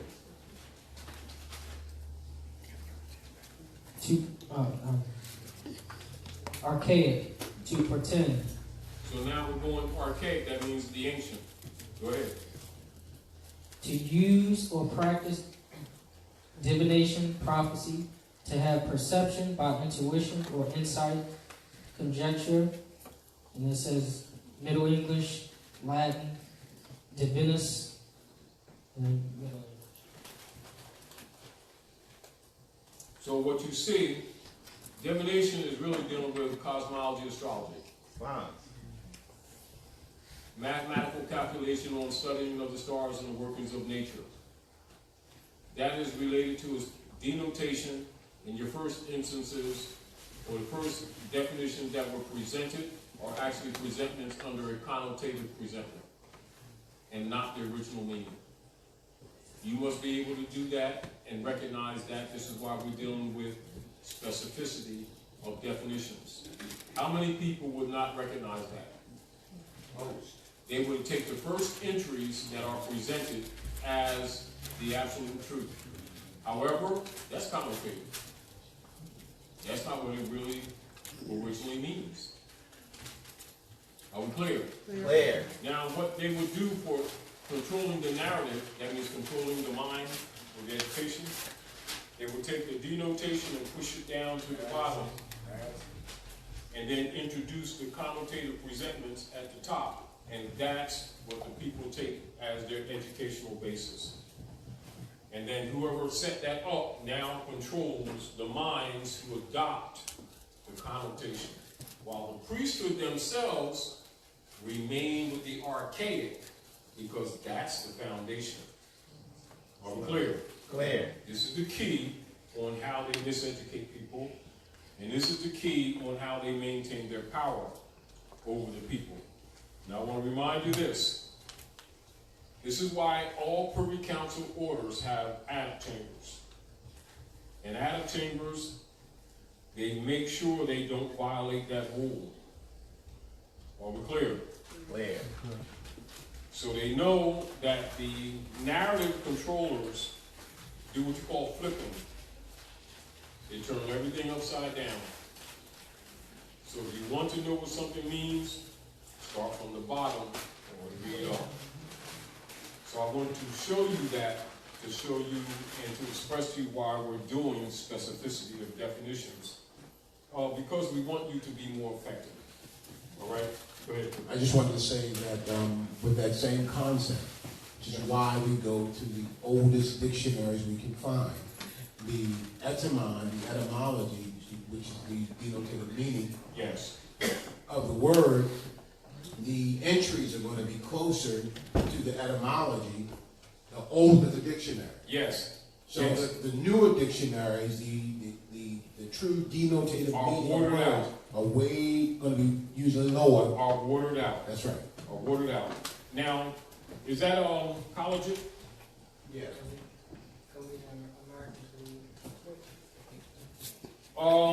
Now, look of God.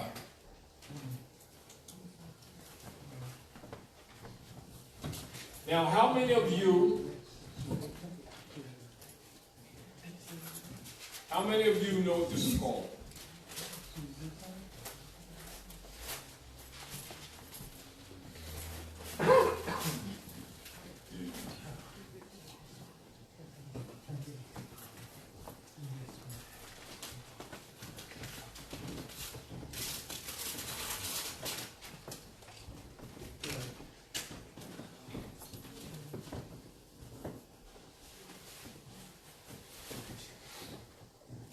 How many of you know what this is called? Let me see. Raise your hands. Raise your hands. Raise your hands. Ain't enough, but it's better than it was before. All right, decide on what's it called. Good. You talk big trash. And then we challenge you. There, what's your check? How do you even know this? Yeah, I know what it is. Well, what is it? Can we hear that again? Perfect thing. I didn't know what they said. All right, what is it, y'all? Swastika. What is it also called? The good being. The good being. That's where you get the commonly used phrase, the supreme being. For it is the symbol of the workings of nature. Generation of life. Your four gates is also referenced as Yahweh. YHWH. Earth, air, fire, water. The elements of building. Counterclockwise, it is the rotational point of the zodiac field. Are we clear? Clear. So, for the priesthood, the study of that circle, the rotation at that point, right?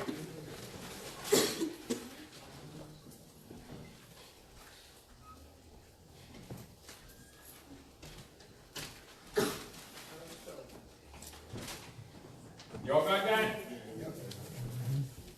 I want you to pay attention to this. You got that? I'm going to do this a little larger because I really want you to pay attention to this. It's very important.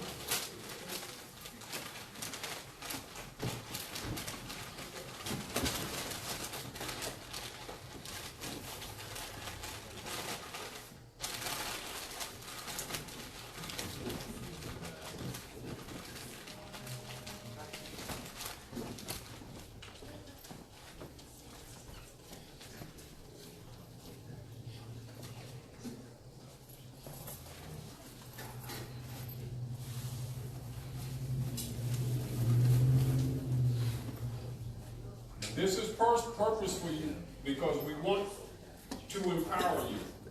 But we want you to think beyond this moment because we don't have the time to refine everything. Are we clear?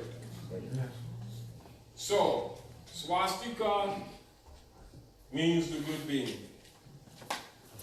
Very often in the archaic world, all over the planet, you all, when a mother chose a son for a mate, who she wanted for a mate, they would ritualistically use henna and paint this in the palm of her hand. Islam. And she would dance and go and pick a son.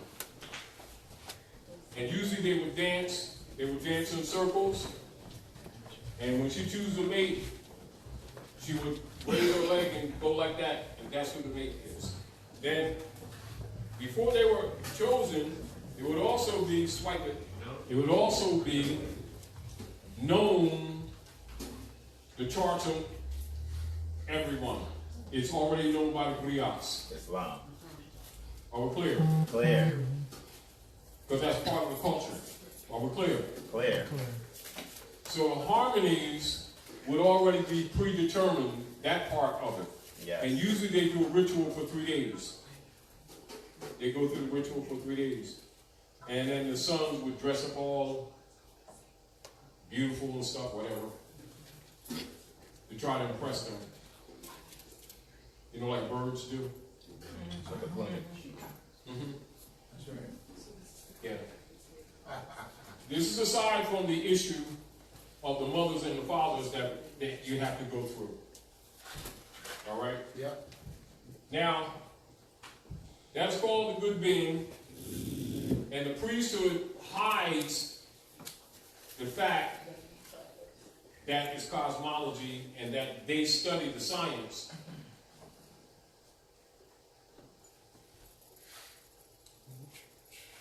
Excuse my circle, all right?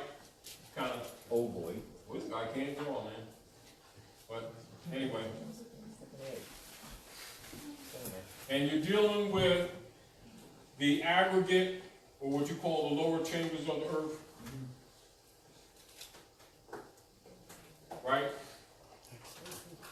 The physical. All right? And so they lower the bottom pole. All right? You got that? Huh? Islam.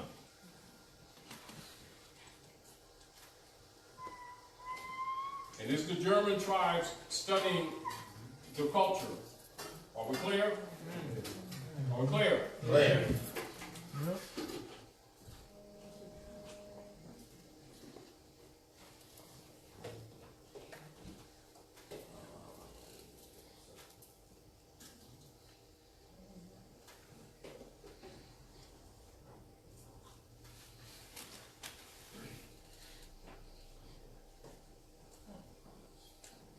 And the German word for the great circle is, that's the name of that symbol. Islam. Amen. Amen. Ra. Which means the great circle of the zodiac. Yes. Are we clear? Clear. And this would be, and cathode, this would be Catholic from. Cathode It's also because everything is energy and electricity. Yes. And magnetism and electricity are harmonics in engineering. That's right. So that would be the south. That would be the north node, right? It's actually over here. It's called when you're looking into the universe. Yes. Now, when we're coming in from the outside, it's reversed. And this is where the priesthood will calculate the deacons and the cardinal points, and they would give the news. Islam. That's how you get the news. Go ahead.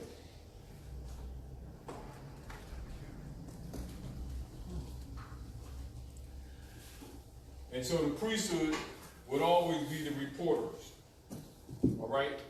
But they would do it by following the stars, and so they would be called Sayaraha, or the wise men follow the stars. They would do a chart of the stars. And also, this would be the basis upon which the houses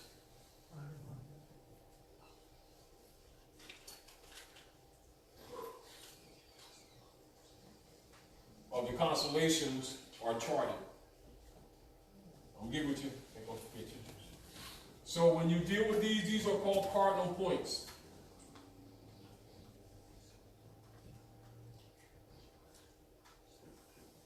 Also called noble points. Wow. Cardinal points.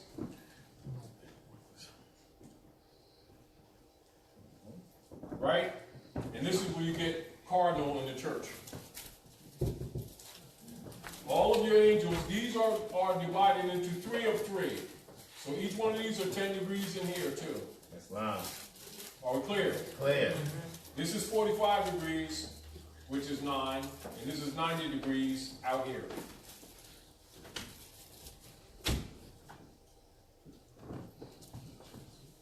So your 90 degrees out here comprises 360 degrees, full circle, or 100%,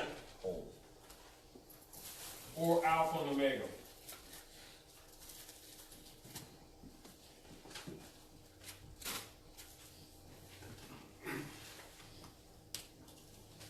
Now, when you're dealing with what is called the mundane cross, it's also called the Coptic cross. So it's dealing with the science of earth, or earth science.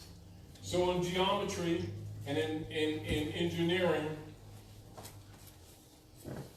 in single line, this would be the glyph for the earth. Are we clear? Clear. In metaphysics, when you're studying the science of the universe, cosmology, etc., astrology, and the combination of the divination and determinations and interpretations of the energies, it would be the same as that, but would have the 3 3s in each corner. Excuse my scribbling.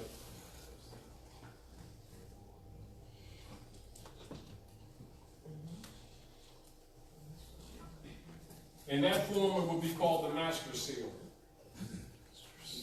It would be called the master seal. All right? In the aggregate world, when you're dealing with, polarization, duality, laws of nature, all right, you would have this would be aggregate, right? So this would be in this aggregate form. When you're capable of activating the knowledge of this, then you get into the aggregate and the abstract, right? Islam.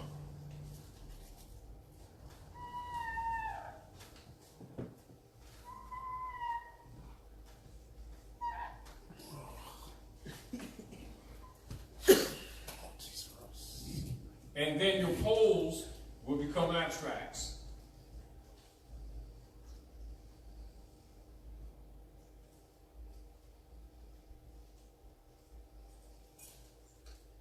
And your 3 gates, or your 3 houses in the mansion at the 4 corners, The 3 and the 4, or 3 plus 4 equals what? 7. So the knowledge of that in the Logos degree will be circle 7. Islam. But it's all the same thing. Islam.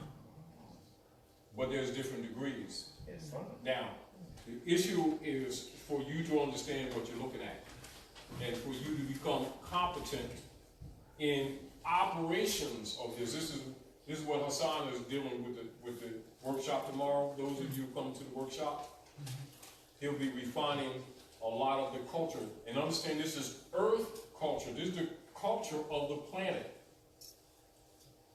It's not alien. You know, like one of the things I recognize too when you get into the science is that people think that it's more science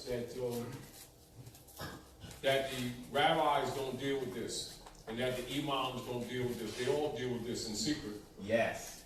But in public, they will just do different things like this in a ritual. Like say in Islam, in the creed, not science, they would go 7 times counterclockwise around a cube or Kaaba, Islam. which means the cube. Islam. That's called circumambulation. In the book of Revelation, it would say, I heard one speak with a voice of many waters, and they were standing among 7 golden candlesticks. There's your 7. All right? Now, the gold is symbolic of the alchemical metal of the sun and its transits in its ecliptic. Is that not correct? Islam. Now, the deal is, when the priesthood is telling the truth about the books, they would make sure that the people knew this. But instead, they keep it for themselves. This is the source of their power, and the people are always kept in mystery. Are we clear? Clear. And this is also why, in this particular solar system, that the 7 is so important, the number 7, because it's the root of earth culture. Go ahead. Islam, Brother Taj, you had mentioned north, east, west, and south as the news, and we had mentioned the cardinal points. I just wanted to add to your wisdom that the 4 cardinals, when the first letters of each of the cardinal signs, Aries, Cancer, Libra, and Capricorn, are arranged, it's the first 4 letters in the word calculation. Of course. Islam. Because that's what it is, calculation. That's what calculus is. Islam. And then when you're dealing with the angles and the radii, it's called spiritual geometry. Islam. So when you look at, say, the ancient universities, which we call mosques, they were originally universities, right? You'll see all of the structures are compound spiritual geometry. Yes. Everything is expressed in spiritual geometry. Mm-hmm. Very elaborate. Very. Very elaborate. You know, however, on the surface, with most people that go to these different institutions, they're not taught that. They're just taught the rituals of making Hajj, you know, and I'm not knocking it, you know, right. But as far as the real science of life, except in certain areas, most of them don't get it either. You know, we learn to perfect imagery without the knowledge, if you get the point. You know, rituals without the knowledge. Islam. Even when, say, Ramadan, dealing with the movement of the moon. But its origin and its purpose is understanding body and cleansing the body. So you give a ritual to teach undisciplined people how to take care of their body. If you really understood how things work, that's right for everybody. It's not a belief system. It's a science for health. Islam. Same thing with ablution. Yes. You know, then even with the element of water, it's retention of memory. Yes. You know, it's health purposes and etc. But I want to present that to you, to also present to you that even when you're dealing with the angels or the angles, when you deal with the angles that will be enumerated around the wheel, these are called deaconates. And this is where you get deacon in the church. While the priest would tell the people, don't you be looking at that astrology stuff. It's the devil. Illuminati or eating bologna sandwiches in the dark corner. Well, it spooks people up, and so people don't study, and so they control the narrative. Meanwhile, all of them, in fact, know the science. And then for controlling the masses, they agree to give the science in anthropomorphic formats in different platforms, which is called secularism. And when you trace it, if you're a scholar, you can trace it all back to one origin. Misrepresented to the masses, if you get the point. So again, when you deal with specificity of definitions, you can find this stuff on your own. Are we clear? Clear. Now, because of the, let's keep it blunt, because they're cheap as hell, even though they're robbing people, they won't put the finance in the architecture like they used to. You know, but if you deal with the architecture of churches, mosques, and synagogues, they're all based on astrology. Yes. Their architecture is based on astrology. They deal with 3, 5, 7s, 12s, 13s. All clear? Clear. The cinquefoil window, it's called cinquefoil because it usually would have 5 panels, 5 lights. And it usually would be metered from the floor, and it would shine down on the uterus, which they'll call a pulpit system now, pulpit. And as the sun moves or transits in the sky, it would send a light across the uterus, which is the pulpit. And the pews on both sides are really the fallopian tubes and the eggs. And the birth canal is the aisle. And the 2 pillars at the door is the 2 legs. And they'll sometimes paint the doors red, representing blood. And then they'll have the pyramid or pedestal at the top, at the front entry, representing the penis. And that's based on the structure of the body and operations of nature. That's fine. All right, so the church or the circle or the operations of the zodiac wheel is to be applied in preparing families. So the knowledge of it, in harmony with the workings of the womb, is how you build the Temple of Solomon, which is these physical. And the Temple of Solomon that you see in South America and also in Egypt, because we always do things in doubles. So what you see on one side, you'll find on the other side of the planet, based on metrology. All right, so all cities are laid out by metrology, so write that down.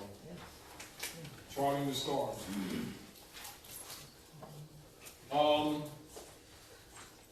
And I really didn't want to get into this too much, because Hassan's going to hook y'all up like tightly tomorrow. So make sure everybody do your thing for tomorrow. Yeah.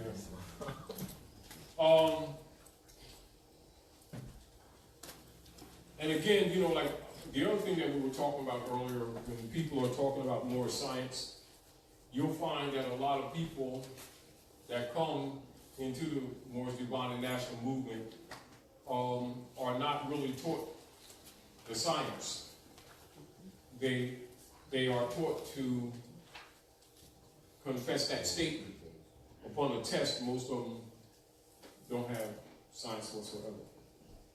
Which is again why it's difficult for sometimes they think that we're against them for teaching the science, and they're claiming to have the science, and most of them don't even get it.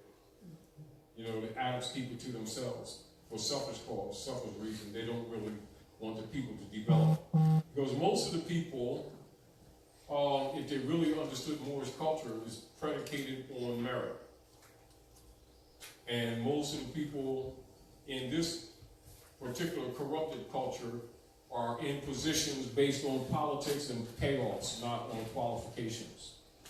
And so because of envy, greed, pettiness, and jealousy, they hold the people back. Because most of the people that really have the spirit for truth, if you tell them the truth, they will grow exponentially. Just the way you churn milk and butter just rise to the top. So you don't make a judgment, start churning milk. You understand? Butter rise to the top. So when you're dealing with the merit of beings, people would be assigned to their missionary work based on their qualifications. And how do you do it? You read chart. And how do mothers prepare civilization? They read the chart, their womb, that Ankh, and the moon, and the transits, and the energies, and the foodstuffs that are around them, and plan life accordingly. It's called applied science of the number 9. Now understand this, that the Europeans use your science, which is why they're ruling you. To keep you from it, they always call it devil stuff. Are we clear? Clear. So that you don't examine it. And so they're ruling you with more science while publicly denying more science. Are we clear? Clear.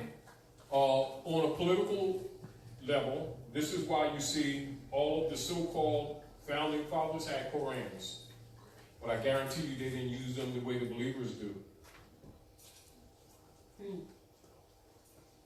And they got Torahs too. And they got Vedas too. Are we clear? Clear. But when they come out to the believers, they only have one book. See, this is the only sandwich you're supposed to eat. Bite if not those other sandwiches and stuff. These guys got it going on. They be having $3,000 suits. It's a nice suit. Man, $3,000? Wow. Because they could. That's fine. And they do it with the widow's pennies. This is where Yeshua was disputing with the priesthood. So the priesthood hide all this by saying, look at the devil. He got the Gucci bag. And everybody said, yes, go kick the devil's ass. And the priest, it was really doing all the stuff. All clear? Clear. So this is why we're talking about specificity of definitions. And what I recognize too, and this is very important, so look at this. So when you're looking up a word, right? It's part of speech. First rule, right? It's etymon. That's the brackets, right? Right. Mm-hmm. Middle English, whether Sanskrit. Very often they will not take you from the Germanic roots into Sanskrit. Or into, go ahead, interject. When Brother Troy was reading movement, and I'm glad you brought up the Sanskrit, just very briefly, and then I yield the floor.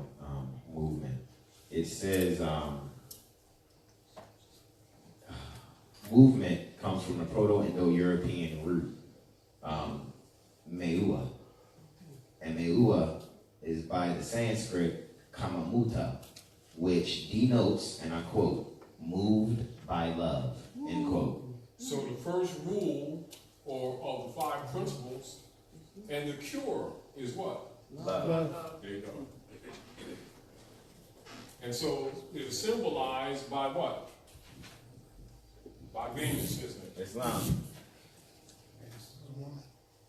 Right? Right? Right. And with the operations of what? Family planning? Family planning. Then you got the crescent right here. The womb. And that becomes the egg in the uterus. Islam. It's cosmos. Yes. That's earth science, Yes. Mother and son. isn't it? Yes. And that's the truth of all religion.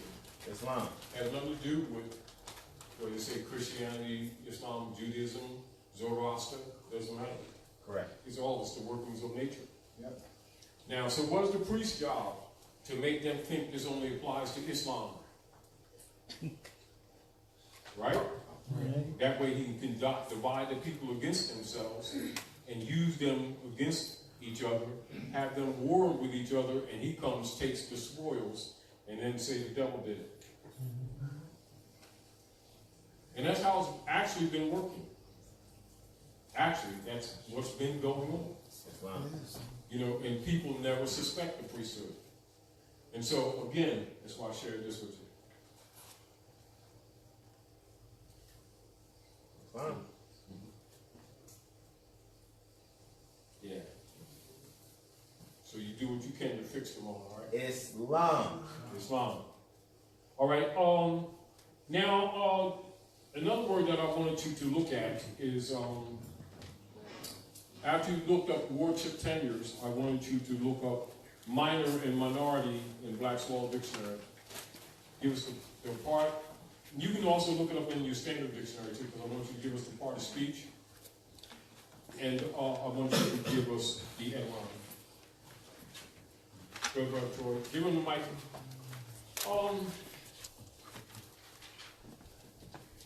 You addressed already, right? You addressed. You were finished addressing the issue that you was questioning. So go ahead. What is your question? No, did you finish? I'm not sure what you mean. Was there something else that you were going to say earlier? All right. Pass it to Brother Troy. Now I want you to pay attention to this and put this in harmony with wardship tenures and military. So if you comprehend actually what we're leading to is that the people are being governed under wardship and they need to be made aware of it if they are not. Are we clear?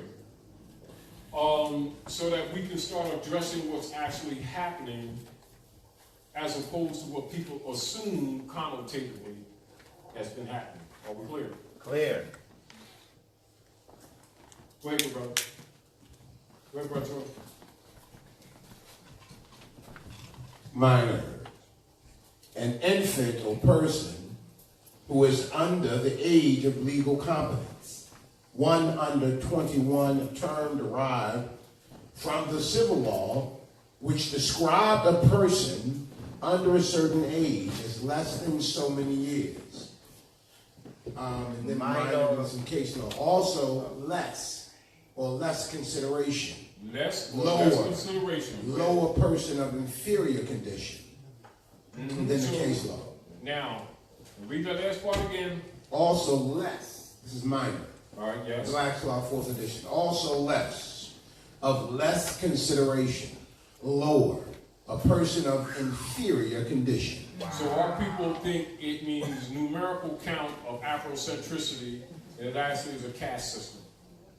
So what occurs with people who can't read and they agree to be minority because the Negro leader guys call them that and they think it means Afrocentricity. They have agreed to a classification to the negation of their circumstance, and then they want to march and pray because they agreed to be lesser and think it's an identity just because they can't read. Outside of the human family. Aren't they responsible in law to know self? So isn't a knowledge of self primal in culture and civilization? Therefore, ignorance of the law is no excuse, is it? That's right. So therefore, these people don't know I, self, law, and master, and they're looking to follow some other man, and he screws them. Should they be pissed? No. Now, if they call this foreign European, white man, and then he exercises that power, should they be mad? No. Because it means sovereign. So Black's Law Dictionary, Give us 3 white persons. Troy. Now this is specificity of definitions. 3 white persons. Referred to in the Naturalization Act as... Now stop right there. Because we must be clear, because we want you to cross-reference and do research. The Naturalization Act of what? Of when? 1870. Naturalization Act, what's the year? July 14th, 1870. So 1870, what happened with the Naturalization Act 1870? And what modifications were made in relationship to the Naturalization Act? How many people are aware? If you are, raise your hand. All right, tell us what occurred. Give him the mic. He's going to give it back to you. Give him the mic.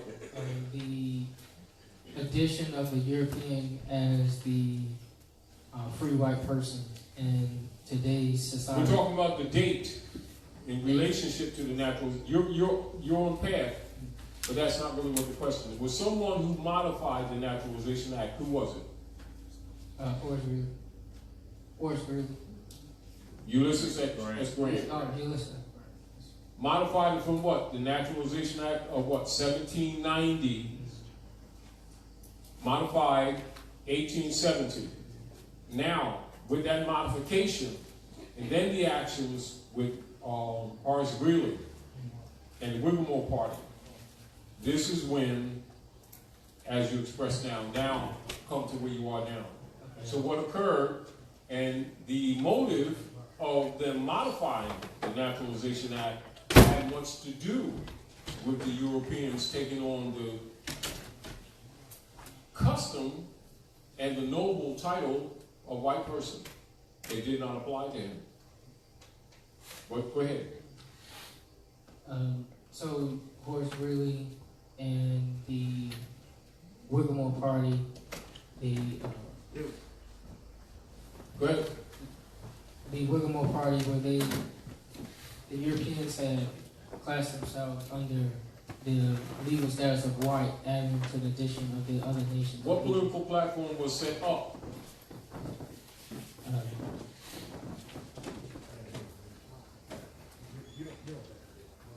The Republican Party. Horace Greeley set up the Republican Party, and it was suggested that the European members of the Whittemore Party, after the split, take on the noble titles, white people. And so 1854, right, that's actually earlier. And so it became necessary for them to modify because they're actually foreigners. So they want to claim the sovereign power of the nobles and sovereignty of the land. So by political motive, the European sons and daughters took on the title white people, which is a nobility title of the people of the land, i.e. the Moors. And so they modified the Naturalization Act, Ulysses S. Grant, when he took over the seat of the praetor. All right, so we want to put that in perspective. So people need to understand specificity of definition, because you know by the training of the Negroites, that's the Negro leader guy trained by the Europeans, they taught our people that white people was an identity and that black people was an identity while they themselves know it isn't, and get a payoff in the back to keep that paradigm going to the injury of the heirs of the estate who now can't read. All right, go ahead. Free white persons referred to the Naturalization Act as amended by the Act July 14, 1870, has meaning naturally given to it when first used in First Statute 103C3, meaning all persons belonging to the European races, then commonly counted as white, and their descendants, including such descendants in other countries to which they have immigrated. It includes all European Jews, more or less, intermixed with people of Celtic. That would be Celtic. That would be with a C. That C is actually a case now. Celtic. Peoples of Celtic, Scandinavian, Teutonic, Iberian, Latin, Greek, and Slavic descent. It includes Magyars, Lapps, and Finns, and the Baskins, and Albanians. Basques. Basques, and Albanians. It includes the mixed Latin, Celtic Iberian, and Moorish inhabitants of Spain and Portugal, the mixed Greeks, Latin Phoenicians, the North African inhabitants of Sicily, and the mixed Slav and Tartar inhabitants of South Russia. It does not mean Caucasian race. Repeat. It does not mean Caucasian race. Repeat. It does not mean Caucasian race. Go ahead. Aryan race or Indo-European race, nor the mixed Indo-European, Dravidian, Semitic, and Mongolian peoples who inhabit Persia. Assyrian or Asiatic birth and descent will not be entitled to become a naturalized citizen of the United States as being a free white person. All right, now, so what occurs with many of our people who are under the mind control narrative do not understand when other Africans and people come to North America and their passports say white people, and then our people here get upset and start accusing them of taking advantage of them because they think they're white type thing, because they are. They don't understand that it's a status. It's a status. So now we're dealing with specificity of definition, aren't we? So what occurs when the Europeans, through the corporate states, keep stealing our people's estates and gentrifying our communities? And then they start marching around talking about black power. What have they just done? Violated. Relinquished their estate. And give them power. And it appears innocent, doesn't it? On the surface, doesn't it? Yep. So what does a person who is cheating take it as?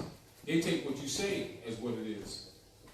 Now, well, I didn't mean it that way. Ebonically, it really means spiritual. No, it doesn't. It means exactly what the damn you said. What you say matters in the equivocal language. Then we keep losing, then we want to march all over the place. But we claim to be spiritual. You see the problem that we have? Again, and this and many other problems is why we're dealing with specificity of definitions. And it's so important because our people's concepts are totally incorrect in general, because they have adopted the connotative linguistics and the connotation presentments superior to the etymons and denotations, which are pushed to the bottom. Therefore, it is incumbent upon us, those who know, to remind our children that they're flipping and that they're emphasizing the connotative presentments as the primal definitions, which is why they do the linear entries 1, 2, 3, 4, and they'll take the connotations and invert them and place them at the top. And so the first thing they see makes the first impression. And most people, if they're trained to be lazy, they won't go down to the etymon, and then by the etymon, you separate the wheat from the chaff. Islam. Because the etymon tells you what the definitions are, and clearly, once you see that, all the other stuff, it's interesting, but you toss it. That's how you separate the wheat from the chaff in language. And that's how you understand, first there was the Word, and the Word was with God, and the Word was God, and the power of the Word is the etymon. That's third grade grammar, third grade grammatication. However, you know and I know that our people don't get it in high school, for the most part, you know. And one of the things that the European does to protect the platform of the hegemony is by, and this is why they would have segregated schools, because schools where they would have targeted children, they would not teach these fundamental principles. And as you already understand, we haven't really gone into this really deep. We just, touched on some things. But we want you to use your broader thinking, your critical thinking, and take it further. And understand we've given you what you call cornerstone information. And And you take that cornerstone information and then you blend it out. But understand these are Rotarian, and so these principles actually apply in all disciplines of education. Islam. In logistics, Yes. etc. Don't look at these things as separate.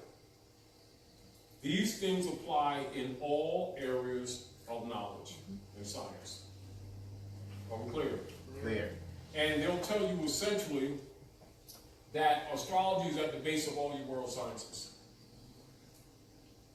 Yeah. So now you know what a priest would tell you, don't go into that astrology stuff.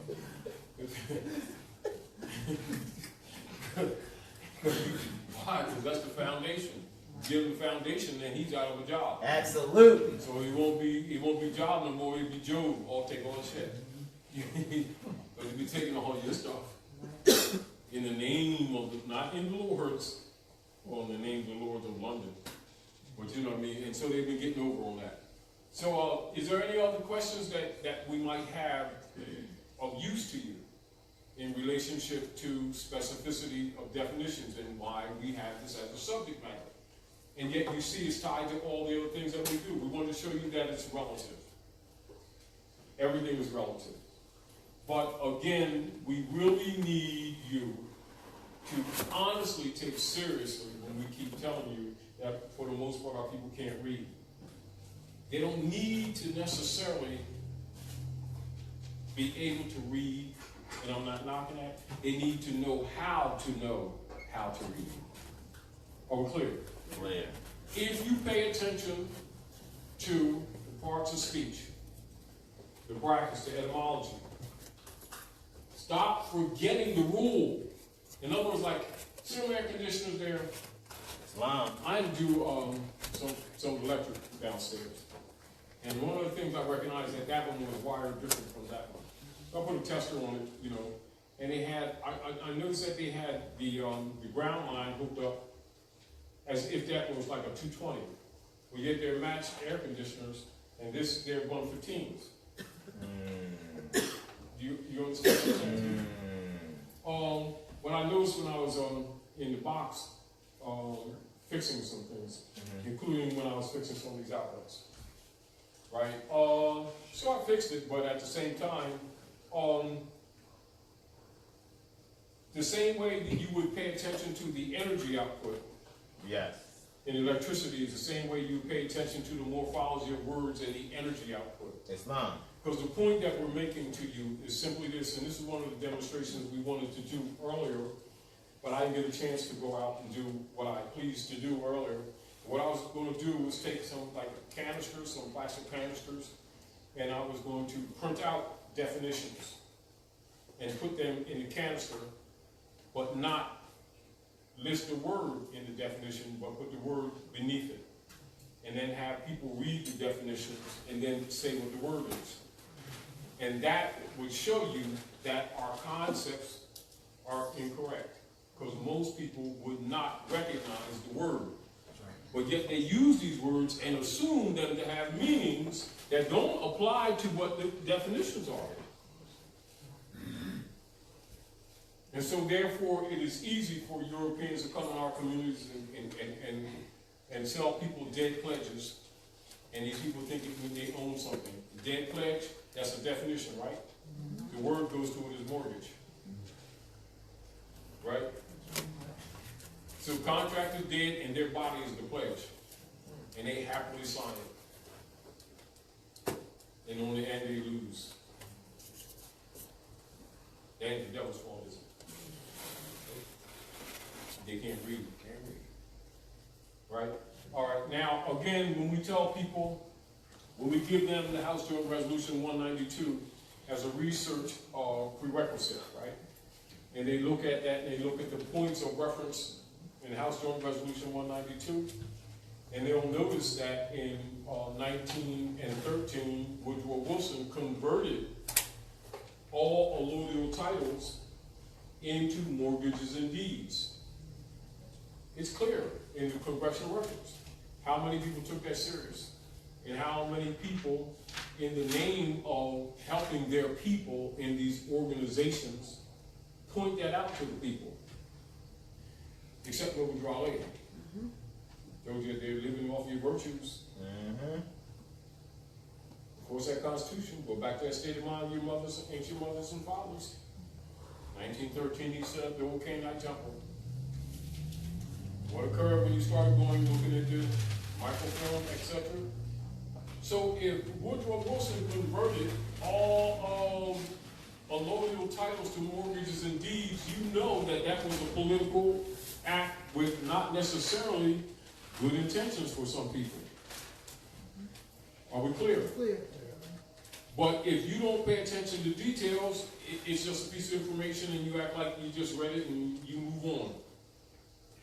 And so most of these people at North America, particularly people in our communities, and when you test them, don't know what an allodial title is, never even heard of it. But they can tell you about, my grandma and my grandpa and my Uncle Rube and stuff. They own 158 acres of land out there in Pennsylvania, New Jersey. And we ain't got nothing now. And my aunt, Sadie, in North Carolina, they had 200 acres of land. Now we renting. And Fred, their grandma, they had all kinds of land down there in Florida. Now they ain't got nothing. They working at McDonald's trying to rent. Don't even know that their inheritance was cheated.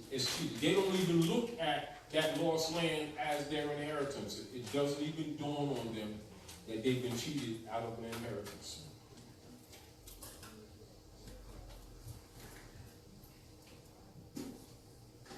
And you bring it up and they think, Oh, that's that Moorish science stuff.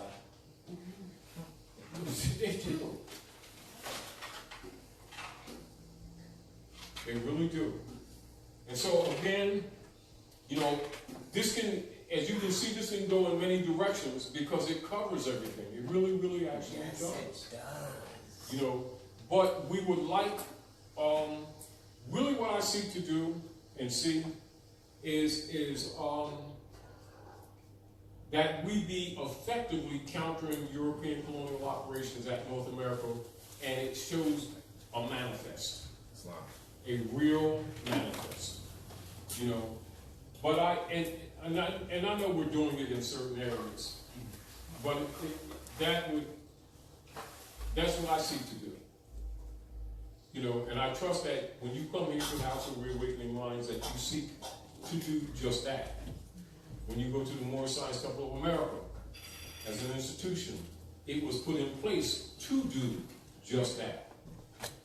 And I hope that you use all the knowledge that you gain to make life better for yourselves and better for your children, better for the generations that come after you.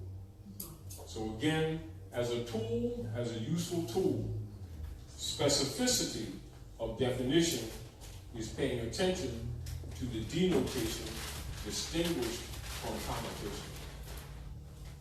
Are we clear? All right. Any other questions?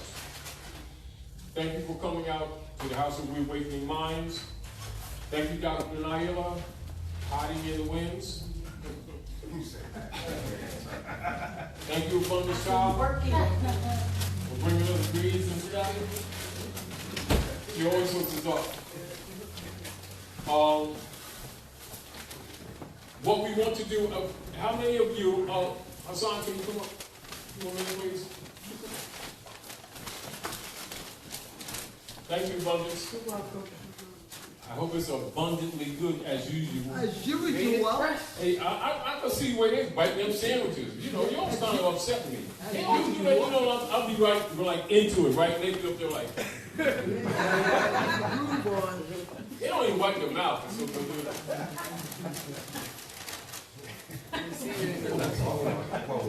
I mean, they be working it, man. Going on outside. You know what I mean? I'll be up here trying to pay attention, man.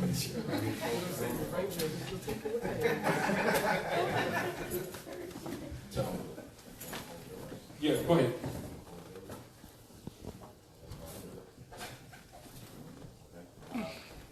Islam. So tomorrow we're having an Astrology 101 workshop between 1 and 5. We're going to go over all the basics. So for those of you that have ever done like a astrology session with me, like a mirror session. I'm going to go over the same thing, just a little more. One of the things that we're releasing tomorrow to the family is a 4 or 5 part, actually. It's 5 parts with the music too. But it's interactive literature. And one of them is the astrology, astro org cubes. I've written a basic common law copyright as it was, instructed to me, and in doing research, I completed it. But I figured that we could have a flashcard, so to speak, out of paper, which you can actually flatten and also construct back into a cube to go in with what Brother Taj was going over with the basics. So the forum has its purpose, but it's going to teach everyone astrology. It has your sign on it, it has your ruling planet, okay? It also has the house that it pertains to and what the house is and what type of house it is. It also has a body, what part of the season, as well as its element part of the body. So it's some basic points, but key factors. And you can, so far when I introduce different people, they want to play games and stuff like that. And also, there's an astrology coloring book that I put together as well to go with that. And you guys will get some study sheets tomorrow, as well as a short documentation on nationality as well. I'll have a full display. I just got it all kind of in a box right now, but this box is going to be actually kind of this tall on the table and this wide. But we're doing it for the babies. Brother Todd, you said in many videos that no matter what we do, even if it isn't good for us, make it good for the babies. Yeah. So if it's good for the babies and the mothers approve, yes, then that's half the battle. I'm just hoping. So I want everybody to come on out tomorrow. Come and get the astrology one-on-one workshop lesson, because you will not be disappointed, and I will make sure that when you come tomorrow that you're regurgitating back to me what we're going over and what Brother Todd just covered here in the basics. So 1 to 5 tomorrow. 1 to 5 tomorrow. 602. Yeah, Vandiver. It is paypal.me/Nailah Gilliam. It is also cash.me. Right? Was it cash.me? Cash.me. Cash.me / it's a $, Reawaken. People here, if you haven't signed out, I know there's usually late reservations. So if you're going to do it, exchanging via Federal Reserve notes and little lawful money, you can do that as well. And I think that's about it. Got a lot of stuff for you guys tomorrow too. I got some tools like notebooks and compass and squares and stuff for everybody that participates. So that's about it. Yeah, I think we got the food coming. I'm really not sure, but yeah, it's definitely the food though. Definitely going to be here as promised. So, any questions? Going once, going twice. I would love to see you guys tomorrow. Thank you so much. Yes. What's your solar return? 2.5 degrees Aries. Gotcha. You know your ascendant? Pisces, 11 degrees.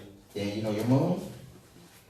28 and 40 degrees Leo. So we got, you said Aries is your ego. And your moon was what?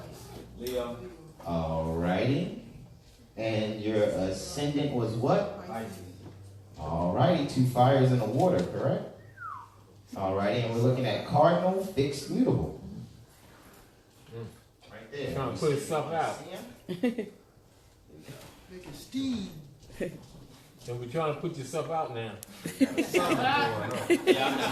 it. That's all I was going to go over, since he said he wanted to see the plot. So.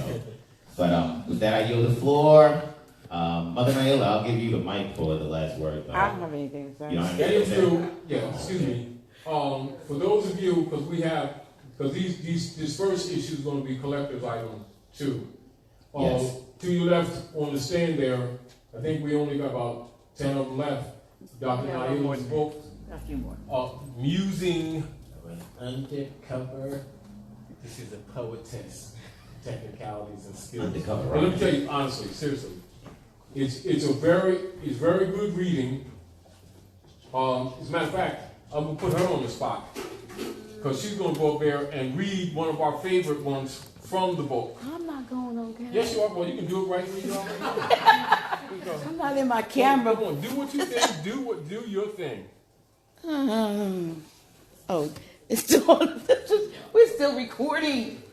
Yes, I don't have my glasses on. Just here. I got some glasses for you. Whoa, you got no excuse now. I can't see out Look at this. I can't see him. What do you want me to read? Do from your heart. Do what you know. We like, we love hair care. I can't do that. I got my hair blew out. I'm still natural, y'all. I'm still natural. Do that. I am still natural. Just got no perms. Great. I just had it blown out and it doesn't work for me. I'm going to be back natural tomorrow morning. Natural. It didn't work for me. Wow, what do you want me to read? Want me to do, did I mention? Everybody knows Yes. that one. Did I mention? I'll just do that. It seems a little bit relevant. Where is it? Because it's always relevant. I mean, yeah. All the stuff is relevant. Sorry, Facebook kinfolk. That caught me off. I didn't want to read. I didn't want to read it. Okay. Where's my... I got a good idea. Okay, I'm going to read Did I Mention? Yeah. Is it about me to stop doing this? Yeah, go ahead. Oh. Okay, this poem in my book is called Did I Mention? And I can't even see out these glasses. Can't read out these glasses. Okay. It says, did I mention my ascension takes me out of your detention, or that my lower inhibitions have given way to precognition, or that I've opened up my eyes so that I see behind your lies, and it's not hard to recognize that you're the devil in disguise. You've worked hard for centuries, enslaving minds of folks like me, and it's your fear of this exposure that keeps you delaying full disclosure. How do you sleep at night, knowing your deeds have never been right? And regardless of your 1,000-year plan, soon you won't have a leg on which to stand. All around you, the indigenous are waking, and our birthright back we're taking. Yes, you really should be shaking. Can't you feel your matrix breaking? Excuse me, but did I mention that it's not about dissension? Please don't try to make this something that it's not. The time for righting what's been wrong is getting closer. Won't be long before my inheritance you stole, karma will make you restore. And oh yes, did I mention I am more? That's right.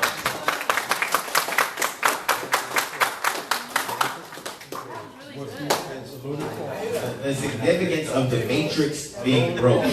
That's all I want to point out. The matrix being broken. That was the line. Grant Sheik wrote the foreword in this book, and he knows around 2011, 2012, I would stand up there with pieces of typed paper and read my poems and say, this is going to be a book. It's going to be a book one day. And then, I think March of 2013, yeah, you did. It became a book and it was published. So I do have more. I've written a lot more since then, but my next endeavor won't just be poetry, because you have to live a little bit in order to share what you live. And you know my journey from being an apostle, pastor, whatever I was, doctor of theology, to this, I got something to say. So, but that has a lot of different, it's eclectic, but it's in subject matter.